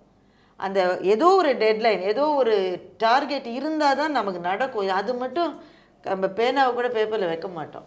அந்த ப்ரெஷருக்கு வந்தப்புறம் தான் எழுத ஆரம்பித்தேன். அப்படி அப்படியே 5 புத்தகங்கள் வந்துருச்சு. இப்போ வந்து டைம்ஸ் ஆஃப் இந்தியா ஆங்கில நாளிதழில் ஒவ்வொரு வாரமும் திருக்குறளை பற்றி ஆங்கிலத்தில் எழுதிக்கிட்டு இருக்கேன். எனக்கு பெரிய நிறைவை தருகிற ஒரு பணி அது. ஏன்னா அது படிக்கிறவ நிறைய பேர் தமிழ் தெரியாதவங்கள தமிழர்கள் தான். திருக்குறளை பற்றி அறிமுகமே இல்லாதவர்கள் அவர்கள். ஏன்னா அவங்க தமிழ் படித்ததில்லை, படித்தாலும் இந்த மாதிரி பார்க்கணும் இலக்கியத்தைன்னு தெரியல. குறள் வந்து ரொம்ப பின்னாடி இருக்குது. நம்ம வாழ்க்கைக்கும் திருவள்ளுவருக்கும் என்ன சம்மந்தம் சொல்லுங்கள்? இப்போ இன்றைக்கி இருக்கிற ஒரு பொருளை அவர் பார்த்துருக்க கூட மாட்டார். அவர் நம்ம உபயோகப்படுத்துகிற பல பொருட்கள் அவர் பார்த்தது கூட கிடையாது. ஆனால் அந்த குறள் இன்றைக்கும் ரெலவெண்ட்டாக இருக்குது நம்ம வாழ்க்கைக்கு. அந்த குறளை பற்றி கொண்டு வாழ்க்கையினுடைய ஒரு இருண்ட பகுதியிலிருந்து மீண்டும் வெளியே வர முடிகிறது. தீயினால் சுட்ட புண் உள்ளாரும், ஆறாதே நாவினால் சுட்டவடு. இந்த மாதிரி ஒரு குறளை வந்து நீங்கள் நினச்சி பார்க்க முடியும். எவ்வளவு உண்மை இல்லை? நம்ம எத்தனை பேர் என்னுடைய நெஞ்சம் சொற்களால் சுடப்பட்டு இருக்கிறது. நம்மளை தனிப்பட்ட முறையில் திட்டுறவங்களை கூட நான் சொல்லலை. பொது மேடைகளில் ஒரு குழுவை, ஒரு இனத்தை பற்றி ஒரு வார்த்தை சொன்னால் அந்த வார்த்தையை அழிக்க முடியாது தானே சார்? அது நீங்கள் என்ன முயற்சி செஞ்சாலும் 20 வருஷம் கூட கழிச்சு கூட சொல்லிக்காப்பா அன்னைக்கு இவர் எப்போது சொன்னார்ன்றது. தீயினால் சுட்ட புண் உள்ளாரும், ஆறாதே நாவினால் சுட்டவடு. இப்படிப்பட்ட ஒரு இலக்கியம் தமிழில் இருப்பதற்கு நம்ம ரொம்ப பெருமைப்படணும். ஆனால் அது எப்படி நம்ம வாழ்க்கையோட தொடர்புடையதுன்னு சொல்லுவதற்கான ஒரு வாய்ப்பு இது. அது டைம்ஸ் ஆஃப் இந்தியா எனக்கு கொடுத்துருக்கு. கட்டற்ற சுதந்திரம். நீங்கள் எதை வேணால் இதெல்லாம் எழுதாதீங்க, அப்படி இல்லை, எதுவுமே கிடையாது. அதனால் அதை செய்வது எனக்கு பெரிய மனநிறைவை கொடுக்கிறது. நானும் இது மட்டும் ஆங்கிலத்தில் உரையாடுவதோ எழுதுவதோ எனக்கு கடினம் இல்லை. ஆனால் அதை ஒரு பத்திரிக்கையில் வருவது என்பது இதுதான் முதல் முறை. அதனால் எனக்கு உதவியாகவும் இருக்குது. இது ஒரு வேளை புத்தகமாக வரக்கூடும். அப்போ எழுத்து பணின்றதில் இப்போ தான் நான் ஆரம்ப நிலையில் இருக்கேன்னு தான் நினைக்கிறேன். ஏன்னா ஒரு பேச்சாளர்னு தான் சொல்லணும், எழுத்தாளராக முயற்சி செய்கிற ஒரு பேச்சாளர். பெண் சுதந்திரத்தை பற்றி உங்களுடைய கருத்து என்ன? இன்னும் போக வேண்டிய தூரம் அதிகம் இருக்குதுன்னு நான் நினைக்கிறேன். என்னை பொறுத்தவரை மகளிர் தினம், பெண் சுதந்திரம் அப்படின்றது ஆண்களுக்கு எதிரான போராட்டம் கிடையாது. அது ஆணும் பெண்ணும் சேர்ந்து செய்ய வேண்டிய ஒரு பயணம். எந்த ஒரு வீட்டில் ஒரு பெண் தன்னை சுதந்திரமானவளாக உணர்கிறாளோ அந்த வீட்டில் இருக்கிற குழந்தைகள் தான் சரியாக சிந்திக்கிற பிள்ளைகளாக நாளைக்கு வருவார்கள். எந்த நிறுவனத்தில், ஆர்கனைசேஷனில் பெண்களுக்கு தலைமை இடங்கள் கொடுக்கப்படுகிறதோ அந்த ஆர்கனைசேஷன்ஸ் தான் முன்னேறும். பெண்கள்லாம் இருக்காங்க, ஆனால் என்ட்ரி லெவலில் இருப்பாங்க. தலைவர்கள் எல்லாமே ஆண்களாக இருப்பாங்கன்னா அது உருப்படாது. ஏன்னா டைவர்சிட்டி இஸ் வெரி இம்பார்ட்டண்ட். அந்த சுதந்திரத்தை நோக்கி பெண்கள் பயணம் செய்கிற போது நிறைய உழைக்கணும். எதுவுமே தங்கத்தட்டில் வைத்து இந்த மகளே நீ விரும்பிய சுதந்திரம்லாம் யாரும் கொடுக்க மாட்டாங்க. சுதந்திரம் என்பது இன்னொருவர் கொடுத்து வாங்குவதல்ல, அது நாம் எடுத்துக்கிறது. உழைப்பு இருந்தால்தான் சுதந்திரத்தை ருசிப்பதற்கான உரிமையை நமக்கு இருக்கிறது. உழைக்காமல் சும்மா வருவதல்ல சுதந்திரம். அதனால் அதற்கான பங்களிப்பை பெண்களும் செய்யணும், ஆண்களும் செய்யணும், இணைந்து செய்யணும். இதில் ரொம்ப முக்கியமான பிரச்சனை இப்போ நம்ம என்ன எதிர்கொண்டு இருக்கிறோம் என்றால், எந்த பகை இருந்தாலும் யாருக்குமோ சண்டை, அவனுக்கும் இவனுக்கும் சண்டை, அந்த இதுக்கும் இந்த இதுக்கும் சண்டை, இந்த கட்சிக்கும் இந்த கட்சிக்கும் சண்டை. யார் இரு குழுக்களுக்கு நடுவில் சண்டை இருந்தாலும் அதுக்கு சம்பந்தமே இல்லாத பெண்கள் தான் அங்கே அவமானப்படுத்தப்படுகிறார்கள், வார்த்தைகளால், செய்கைகளால். பெண்களுக்கு எதிரான பாலியல் குற்றங்களை கண்டுபிடிச்சா பெரிய பிரச்சனைன்னு சொல்லிட்டு அதை குழந்தைகளுக்கு எதிரான பாலியல் குற்றங்களாக மாற்றிக்கொள்ளுகிற அளவு வக்கரம் சமூகத்தில் வளர்ந்துக்கிட்டு வருது. இது ரொம்ப கவலை அளிப்பதாக இருக்குது. நம்ம முன்னாடி போகிறதுக்கு போல 10 ஸ்டெப்பு பின்னாடி போயிட்ட மாதிரி இருக்குது. இப்போ இதனுடைய இன்னொரு பக்கம், இதை சொல்கிறதுனால சில பேருக்கு என்னை பிடிக்காமல் போகலாம்.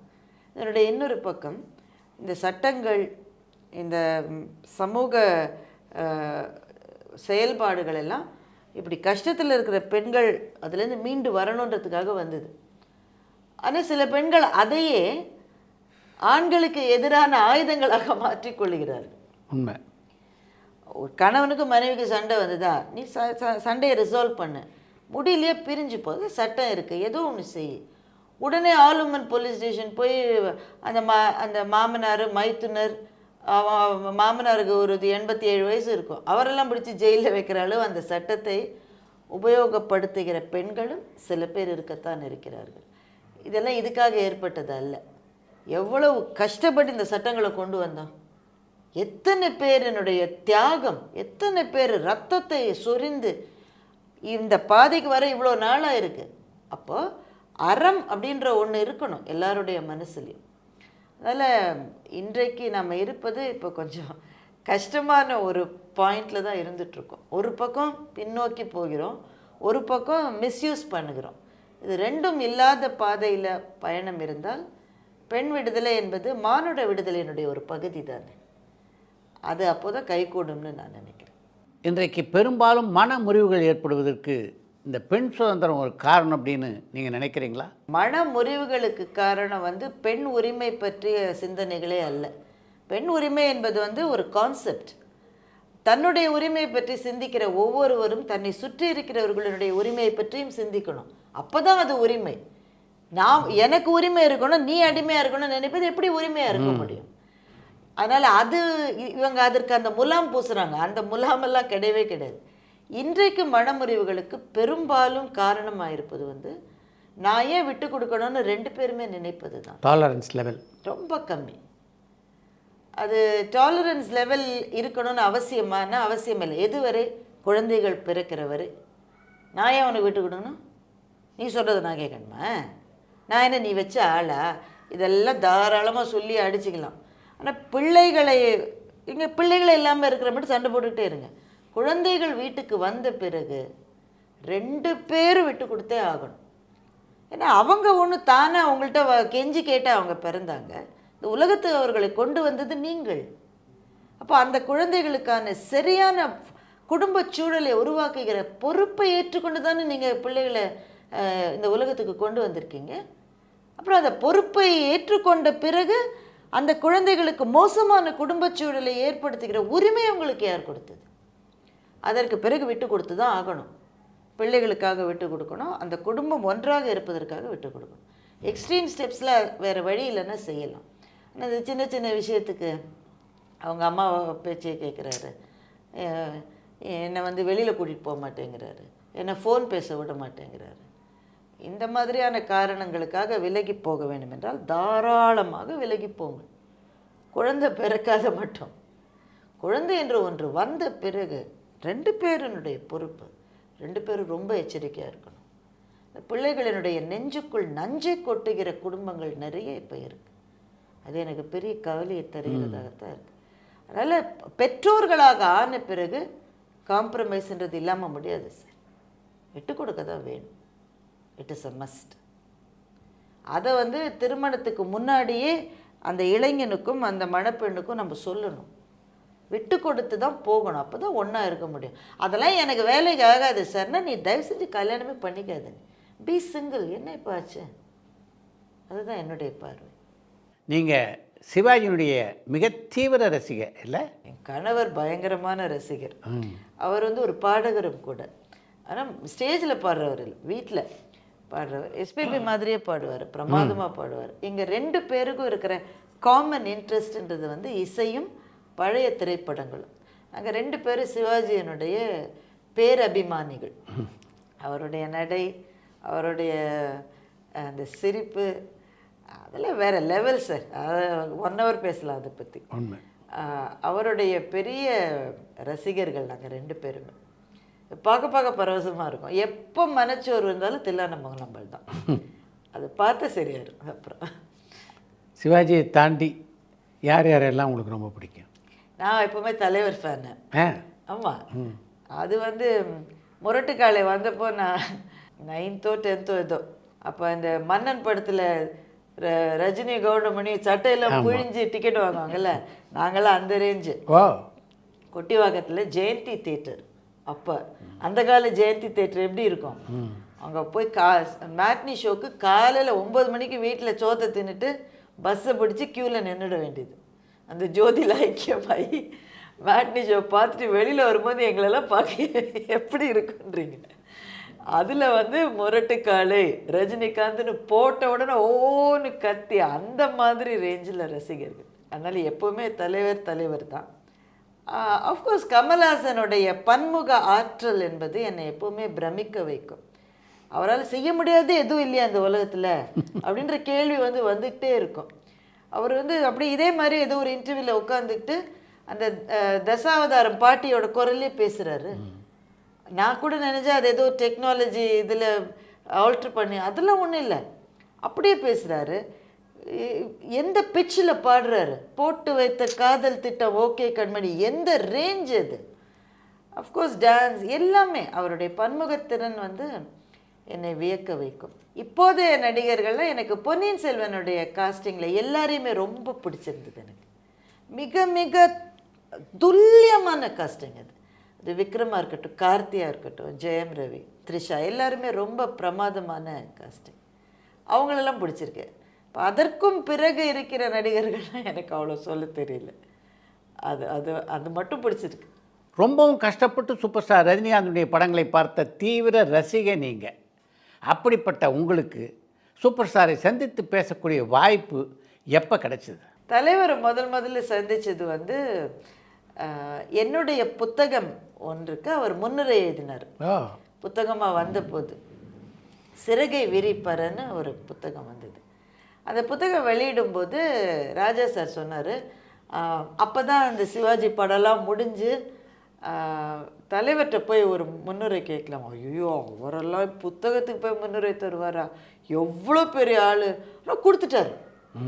நான் அவருடைய உதவியாளர்கிட்ட தான் நான் பேசினேன். ஒரு பக்கம் முன்னுரை எழுதி கொடுத்துட்டாரு. அது புக்கெல்லாம் வெளிவந்த பிறகு நான் அவர்கிட்ட பேசி போய் புத்தகத்தை கொடுத்து அவர் வீட்டில் அவரை பார்த்துட்டு வந்தேன். அது ரொம்ப பரவசமான அனுபவம். அவ்வளோதான். எங்கள் வீட்டில் எல்லோரும் கொந்தளிச்சிட்டாங்க. அது எப்படி என்னை விட்டுட்டு நீங்கள், ஏன்னா நம்ம கூப்பிட்டுட்டு போனோன்னா ஒரு 12 டிக்கெட் வந்துடும். நானே முதல் முறை பார்க்க போகிறேன், அது தொந்தரவாக இருக்குன்றது தான் நான் மட்டும்தான் போனேன். ரொம்ப ஜாலியாக சந்தோஷமாக பேசிக்கிட்டு இருந்தார். அவருடைய சிரிப்பு எப்போவுமே அபாரமானது இல்லை. அந்த நினைவுகள் அந்த ஒரு முறை தான் நேரம் சந்திச்சிருக்கேன். மற்றபடி கொஞ்சம் டிஸ்டன்ஸ்லேருந்து பார்த்தது அந்த மாதிரி. அவருடைய தீவிர ரசிகன்னு சொன்னீங்களா அவருக்கு? அப்போ சொல்லாமல் நாங்கள் முரட்டுக்காலை அனுபவம்லாம் அவர்கிட்ட சொல்லி ஹான்னு சிரிச்சார். அதுக்கு அவருடைய எளிமை எனக்கு ரொம்ப வியப்பை கொடுக்கும். எப்போவுமே நான் அப்போ எல்லாமே முடிஞ்சு ஃபோட்டோலாம் எடுத்தாச்சு. வெளியில் வரும்போது வாசல் மட்டும் வழி. நான் யார் சார், ஒன்றுமே கிடையாது, வாசல் மட்டும் வரணும். எனக்கு நான் ஒரு வண்டியில் போயிருந்தேன், அந்த டிரைவர் அங்கேயே விழுந்து கும்பிட்டு அப்புறம் அந்த டிரைவர் என்ன, அம்மா என் வாழ்க்கையினுடைய பயனையே இன்னைக்கு, அவருக்கு இவங்க போகணும்னு தெரியாது. நான் ஏதோ ஒரு கார் ஹையர் பண்ணிட்டு போகிறேன், போயஸ் கார்டன் போகணுன்றப்போது கூட அவர் நினைக்கல இங்கே போகிறேன்னு. அப்புறம் ரஜினி வீட்டு வாசலில் நின்ன உடனே அவர் பரவசமாயிட்டார். தலைவரே வெளியில் வந்த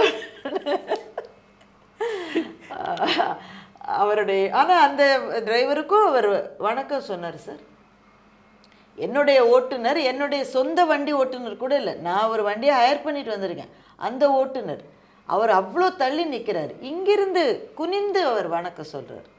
அவருடைய எளிமை ரொம்ப வியக்க வைக்கிற எளிமை. எப்போ பொன்னியின் செல்வன் விழா மேடையில் பொன்னியின் செல்வன் கதாபாத்திரங்களை அறிமுகப்படுத்தக்கூடிய வாய்ப்பு உங்களுக்கு கிடைச்சது. அது எப்படிப்பட்ட அனுபவமாக உங்களுக்கு இருந்தது? அது என்னுடைய வாழ்க்கையில் கிடைச்ச மிக முக்கியமான ஒரு வாய்ப்பு. அதுவும் பொன்னியின் செல்வன் 1, 2 ரெண்டுத்துலேயுமே நான் இருந்தேன். ஃபஸ்ட்டு பார்ட்டில் இருந்தது என்னால் நம்பவே முடியல. அது எவ்வளோ பேரெல்லாம் இருக்காங்க. எனக்கு அந்த அழைப்பு வந்ததே எனக்கு மிகப்பெரிய வியப்பு. எனக்கு அதுவும் அந்த விழா, நாங்கள் சாதாரண ப்ரோக்ராம்ஸ்னால் யாரையா ஃபோன் பண்ணி ஆடியன்ஸ் எப்படி இருப்பாங்க, நான் எப்போ பேசணும், எத்தனை நேரத்துக்கு வரணும், என்னோடய மைக் எப்படி இருக்கும், என்னோட இதெல்லாம், இது எனக்கு சினிமா துறையை பற்றி எனக்கு எதுவுமே தெரியாது, யார்கிட்ட கேட்குறது எதுவும் தெரியல. அவங்க வர சொல்லிட்டாங்க, நான் போயிட்டேன். நான் என்னோடய வீட்டுக்காரரும் கூட வந்திருந்தார். நாங்கள் 2 பேரும் உட்காந்து ஏ ரஹ்மான் அது மாதிரி அப்படி தானே நம்ம இருப்போம் சார்.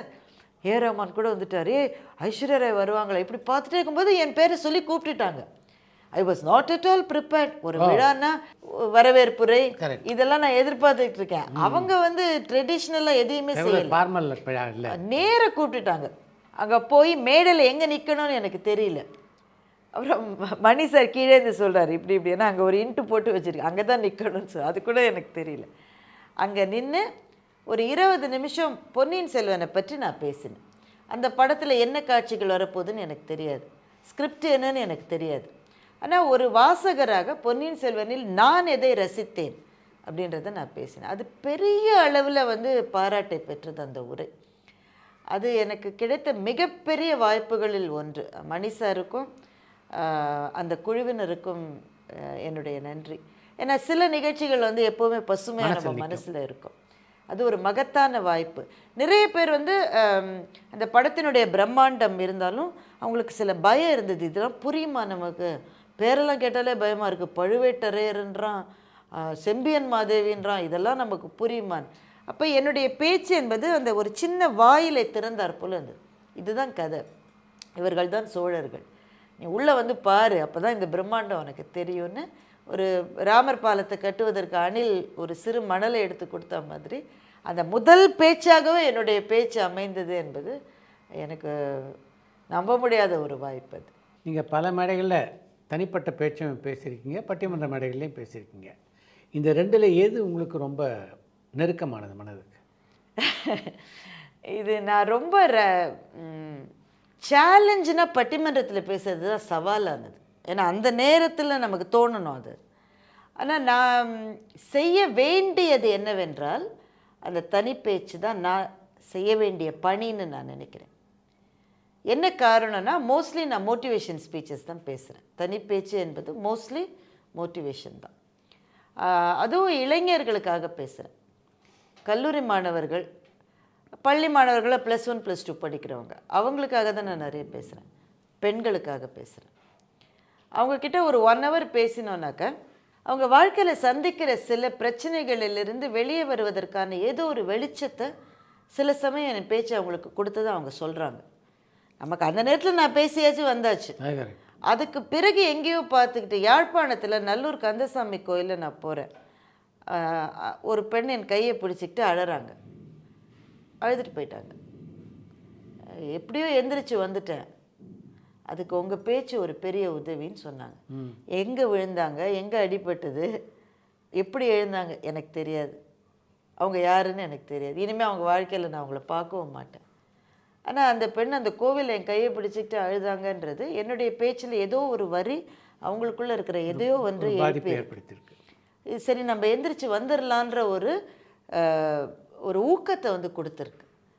அதனால் அதுதான் என்னுடைய வேலை சார். பட்டிமன்றங்களில் பேசுவது என்பது எனக்கு முக்கியமானது. ஏன்னா அதுதான் எனக்கான ரெக்கக்னிஷனை கொடுத்தது. சன் டிவியில் நான் பேசினதுனால தான் இவ்வளவு பெரும்பாலான வாசகர்களுக்கு நான் அறிமுகமானேன். அதனால் அந்த நன்றிக்கடன் எப்போவும் எனக்கு உண்டு. ஆனால் இனிமேல் என்னுடைய பணி என்பது இந்த மாதிரியான உரைகள் மூலம் எங்கேயோ நொந்திருக்கிற ஒரு இதயத்தை எழ வைப்பது தான் என்னுடைய வேலையாக இனிமேல் இருக்கும்னு நான் நினைக்கிறேன். உடல்நலக் குறைவு காரணமாக 20 நாட்கள் தனிமைப்படுத்தப்பட்டிருந்த நீங்கள் அதுலேருந்து மீண்டு வந்தபோது எப்படி உணர்ந்தீங்க? ரொம்ப கடுமையான காலம் அது, ரொம்ப கஷ்டமான காலகட்டம். ஏன்னா இதை மீண்டு வந்ததே வந்து ஒரு பெரிய மிரக்கல். இந்த பிரச்சனை வந்தவர்களில் 3இல் 1 தான் பேச்சு முழுமையாக ஆகும், சீக்கிரமாக வரும். ஆனால் ரொம்ப காலகட்டமாகும். சில பேருக்கு 1 வருஷம் 2-3 வருஷம்லாம் கூட ஆயிருக்கு. சில பேர் அப்படியே அந்த இடத்துலையே விழுந்து இறந்தவர்கள் 30% கிட்டத்தட்ட. அப்போ இந்த பாதிப்புகள் எதுவும் இல்லாமல் ஒரு 22 நாள் மருத்துவமனையிலேருந்து வந்த பிறகு எனக்கு கார்லேஷனோ ஸ்பீச்சோ எதுவுமே பாதிக்கப்படலை. ஆனால் நிறைய நாள் ஆச்சு அந்த பழையபடி வர்றதுக்கு. நடக்கிறதுல எனக்கு நிறைய தடுமாற்றங்கள் இருந்தது. வாழ்க்கையே புரட்டி போட்டுடுச்சு. வாழ்க்கையில் அது மட்டும் இருந்த ஹெக்டிக் பேஸை வந்து தொடர முடியாதபடி ஒரு சின்ன தடுமாற்றம். அப்படி ஓடிக்கிட்டு இருந்தேன். நான் 3 குதிரைகளில் நான் பயணம் செஞ்சுக்கிட்டு இருந்தேன். இப்போ நடக்க கூட முடியலன்னா என்ன செய்வது? அதில் ஒரு 6 மாத காலம் வந்து ரொம்ப கடுமையான காலகட்டம். நண்பர்கள் நிறைய உதவி செஞ்சாங்க, குடும்பத்தினர். என்னுடைய கணவர் வந்து மகளை பார்த்து கொள்வது போல் நான் உட்கார்ந்துருக்கிற இடத்துக்கு சாப்பாட்டை கொண்டு வந்து கொடுப்பார். அந்த மாதிரி அவர் செஞ்சார். அப்போ இப்போ கொஞ்சம் கொஞ்சமாக மீண்டு வந்துட்டுருக்கேன், பேசுகிறேன், ட்ராவல் பண்ணுறேன். பட் வாழ்க்கையில் அது ஒரு பெரிய பாடம். நம்ம எதுக்காக திரும்ப கடவுள் இந்த செகண்ட் சாய்ஸை கொடுத்தாரு, இன்னிங்ஸை கொடுத்தாரு, ஏதோ ஒன்று நான் செய்யணும், ஒரு பர்பஸ் இருக்குது, அதுக்கு தான் கடவுள் இதை கொடுத்துருக்காருன்னு என்னுடைய சிந்தனையை மாற்றி போட்டது வந்து இதுதான். நான் மீண்டு வந்தது டாக்டர்ஸே சொன்னாங்க, உங்கள் மன உறுதினால தான் நீங்கள் அவ்வளவு தூரம் மீண்டு வந்தீங்க. எந்த நோயிலேருந்து மீள்வதற்கு மன உறுதி வேணும். இப்போ எம்ஜிஆருக்கு அதே தான். ஆமாம், அவர் சஸ்டெயின் ஆனது. ஆமாம். அந்த உறுதியை வந்து இன்னும் வளர்த்துக்கிறதுக்கான ஒரு சந்தர்ப்பமாகவும் நான் அதை பார்த்தேன். நான் உடல் நலத்திலேருந்து மீண்டதுக்கப்புறம் முதல் பட்டிமன்ற மேடை எது? சன் டிவி மேடை தான். உடல்நலக்குறைவு ஏற்பட்டு அப்போ கொரோனா டைம் வேறு, இவங்க பட்டிமன்றமே நடத்தலை. அதற்கு பிறகு இவங்க ஆடியன்ஸ் இல்லாமல் ஒரு பட்டிமன்றம் நடத்தி என்கிட்ட அவங்க என்ன சொன்னாங்கன்னா, சன் டிவியில் வந்து அவ்வளவு கேர் எடுத்துக்கிட்டாங்க. நீங்கள் இப்போ தான் மீண்டு வந்திருக்கீங்க, ஆனால் நீங்கள் இல்லாமல் நாங்கள் ஒரு பட்டிமன்றம் செய்ய விரும்பலை. எப்படியுமே ஆடியன்ஸை கூப்பிட முடியாது, ஏன்னா கொரோனா ரெஸ்ட்ரிக்ஷன்ஸ். அப்போ ஆடியன்ஸே இல்லாமல் நடத்தலாம். உங்களுக்கு ஒரு வேளை எழுந்து பேசுகிறதுல பிரச்சனையோ ஏதாவது இருந்தால் நிறுத்திட்டு நீங்கள் கொஞ்சம் இதுவாக டைம் கொடுத்துட்டு அந்த அளவு அவங்க அப்படிலாம் பட்டிமன்றம் நடக்கவே நடக்காது. ஆரம்பித்தா நேரம் போய்கிட்டே இருக்கும். ஆமாம், அவங்க அவ்வளோ ஃப்ளெக்சிபிலிட்டி கொடுத்தாங்க. அப்படியே அவங்க உற்சாகம் கொடுத்ததுனால நான் போய் பேசினேன். அதுதான் முதல் மேடை. அந்த சேரில் உட்கார்ற போது படபடப்பாக இருந்தது. வார்த்தைகள் அதே மாதிரி வருமா, சிக்குமா, ஒன்று சொல்ல நினச்சி வார்த்தை வராமல் தடுமாறிட்டா என்ன செய்வது, அது மாதிரி பல குழப்பங்கள் இருந்தது. ஆனால் பேசும்போது அதெல்லாம் மறந்து போயிடுச்சு. வழக்கமாக பேசுகிற மாதிரி பேசியாச்சு. அது பேசிட்டு உட்கார்ந்த உடனே அங்கே இருந்தவங்க குறைவான பேர் தான். எல்லோரும் எழுந்திரிச்சு நின்று கேமராமேன் உட்பட எல்லோரும் கை தட்டினாங்க. அது என் பேச்சுக்கு கிடைத்த கைத்தட்டல் என்பதை விட பழைய பாரதியை அவங்க பார்த்தாங்கன்றது அவங்க எல்லாருக்குமே ரொம்ப உற்சாகமாக இருந்தது. அது ஒரு உணர்வுபூர்வமான தருணம். அதுக்கு சன் டிவிக்கு தான் நன்றி சொல்லணும். திரையுலகத்தில் பல பேர் உங்களுடைய பட்டிமன்றத்தை பார்க்குறாங்க. திரையுலகத்துலேருந்து வேறு ஏதாவது ரூபத்தில் உங்களுக்கு அழைப்பு வந்திருக்கா? ஒரு எழுத்தாளராகவோ பேச்சாளராகவோ இல்லை நடிப்பதற்கு நிறைய அழைப்புகள் வந்தது. சில இயக்குநர்கள், எஸ்பெஷலி இப்போ புதுசாக வர இயக்குநர்கள், இந்த ஸ்கிரிப்டை உங்களோட டிஸ்கஸ் பண்ணணும்னு நினைக்கிறோம். அது எதையுமே என்னால் ஏற்றுக்கொள்ள முடியல. அதற்கான நடிப்பதில் எனக்கு ஆர்வம் இல்லை. சில பேர் நான் என்னோடய பேச்சும்போதே என்னுடைய மாடுலேஷன், பாடி லாங்குவேஜ் பார்த்து உங்களுக்குள்ளே ஒரு நடிகை இருக்கா, அவளை ஏன் வெளியில் கொண்டு வர மாட்டேன்றீங்கன்னு சில பெரிய இயக்குநர்களே கேட்டாங்க. எனக்கு என்ன அதில் ஆர்வம் இல்லை. இந்த ஸ்கிரிப்ட் டிஸ்கஷன் அது இதுன்றதுக்கு நேரம் ஒதுக்க முடியல. அதனால் திரையுலகத்தில் பெரிய அளவில் என்னால் இயங்க முடியலன்னு தான் சொல்லணும். இந்த பட்டிமன்ற பேச்சாளர் அப்படின்ற பயணத்தில் ஒரு குறிப்பிட்ட மைல்கெல்லாம் நீங்கள் தொட்டிருக்கீங்க. அது எப்படிப்பட்ட நிறைவே உங்கள் மனசுக்கு தருது? ஒரு கலைஞனுக்கு நிறைவே வராது சார். எந்த கலைஞனுக்கும். பெரிய பெரிய உயரங்களை தொட்டவர்கள் எங்கள் துறையிலேயே இருந்திருக்காங்க. எங்களை விட மிகப்பெரிய எல்லைகளை தொட்டவர்கள்லாம் இருந்திருக்காங்க. ஆனால் என்றைக்கு ஒரு கலைஞனுக்கு வந்து நிறைவு வருகிறதோ அதற்கு அடுத்த கட்டத்தை எய்த முடியாது. எவ்வளவு நல்ல பேச்சுக்கு பிறகும் இந்த இடத்த கொஞ்சம் இப்படி பெட்டராக சொல்லியிருக்கணும்னு தோன்றுவது தான் ஒரு கலைஞனுடைய இயல்பு. எனக்கு கிடைத்த ஒரு பெரிய தரிசனம் என்னன்னாக்கா, நான் யார்? நான் அரசியல்வாதியா? நான் சினிமா நடிகையா? நான் இசைத்துறையில் இருக்கேன்னா? எதுவுமே கிடையாதுண்ணா. ஒரு பேச்சாளருக்காக தமிழ் மக்கள் இப்படி பிரார்த்தனை செய்தார்கள் அப்படின்றத என்னாலேயும் என் குடும்பத்தை சேர்ந்தவங்களால நம்பவே முடியல. ஹாஸ்பிட்டலேருந்து வீட்டுக்கு வந்த அன்றைக்கு என்னுடைய வீட்டில் ஹால் கொஞ்சம் பெரிய ஹால், அந்த பாதி இடத்துல பிரசாதம் இருந்தது. அவங்களுக்கு வீட்டில் இருக்கிறவங்களுக்கு என்ன செய்யுதுன்னு தெரியல. ஏன்னா என் கணவரும் மருத்துவமனையில் என் கூடயே தான் இருந்தார், அவர் வீட்டுக்கே வரல. அது திரும்பி வந்தபோது அவர் வந்தார், மருத்துவமனையில் இருந்தார். நாங்கள் 2 பேரும் வந்து பார்க்குறோம், வீடு முழுக்க விபூதி குங்குமம், விபூதி குங்குமம். அப்புறம் ஒவ்வொரு கோவில் பிரசாதமாக எடுத்து அதை உபயோகப்படுத்தி அதை யார் அவங்கன்னு தெரியாது, அப்படி வந்து அனுப்பிச்சிருக்காங்க. அது எனக்கு ஒரு பெரிய தரிசனம். அவங்க வந்து அவங்க வீட்டில் ஒரு மகளா, ஒரு அம்மாவா, ஒரு சகோதரியாக என்ன அவங்க பார்க்குறாங்க அப்படின்ற ஒரு பெரிய தரிசனம். அப்போ எனக்கு தோணுச்சு, நானும் வாழ்க்கையில் ஏதோ ஒன்று செஞ்சுருக்கேன். இவ்வளவு நாள் வாழ்ந்ததில் ஏதோ ஒன்று நான் செஞ்சுருக்கேன், அதுதான் நிறைவு. ஆனால் பேச்சில் நிறைவு வருமானா வராது. இதோட இன்னும் கொஞ்சம் நல்லா செய்யணும், இந்த இடத்துல விட்டேன் பற்றியா, இது சொல்லணும்னு நினச்சி சொல்லலை பார், அது இருந்துட்டு தான் இருக்குன்னு நினைக்கிறேன்.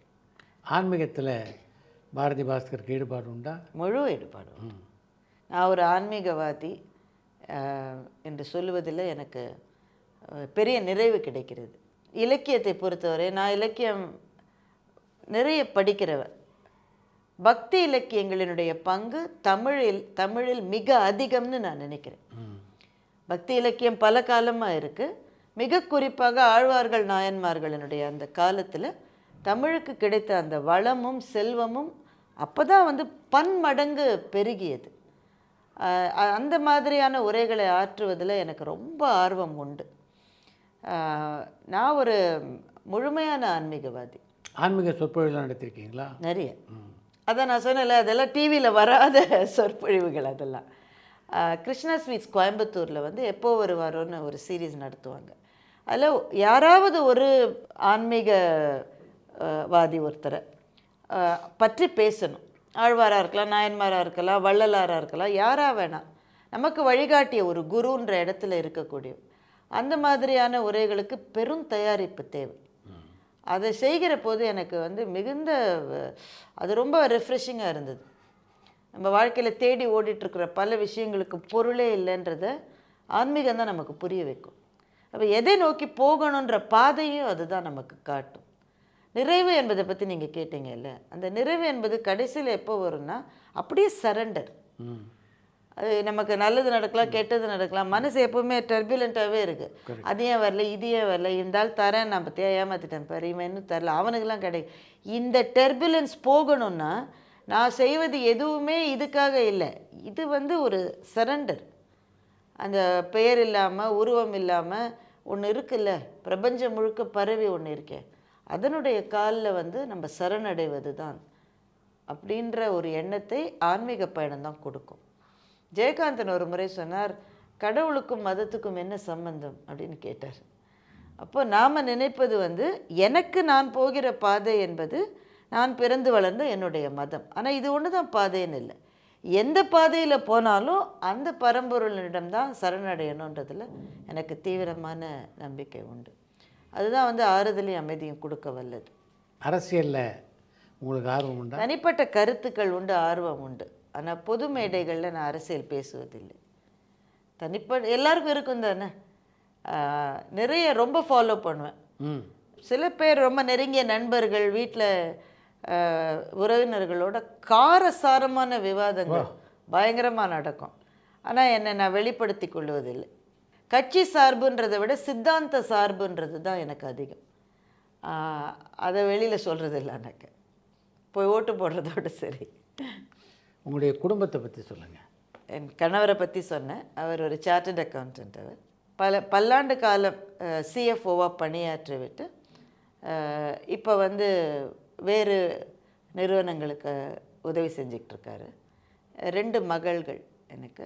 முதல் மகள் வந்து சார்ட்டர்ட் அக்கௌண்டன்ட் வேலை செஞ்சிட்ருக்காங்க. 2வது மகள் வந்து யூஎஸில் படிச்சுட்ருக்காங்க. என்னுடைய அம்மாவும் அப்பாவும் அத்தையும் என்னை பெரிய அளவில் இந்த துறைக்கு கொண்டு வந்ததில் மிக பெரும் பங்கு அவங்களுக்கு உண்டு. அவங்க இப்போ இல்லை. எனக்கு 2 சகோதரிகள், அவங்க இங்கே தான் இருக்காங்க. இதுதான் என்னுடைய குடும்பம். உங்கள் கணவர் நல்லா பாடுவார், நீங்கள் ஏன் பொது மேடைகளில் அவர் பாடுறதில்லை? அவர் இந்த ஸ்மியூல்னு ஒரு ஆப் இருக்குது, ஆமாம், அதில் வந்து அவர் பாடிட்டுருக்காரு. அதுலேயே அவர் பயங்கர பாப்புலர்னு நினைக்கிறேன். நான் ரொம்ப இசையில் பெரிய ஆர்வம் கிடையாது. நிஜமாகவே ரொம்ப நல்லா பேசுவார், பாடுவார். எஸ்பிபியினுடைய பாடல்களை வந்து அப்படியே பாடுவார். இந்த சங்கீத மேகம் அந்த பாட்டு வந்து எஸ்பிபி பாடுற மாதிரியே பாடுவார். பல பாடல்கள்.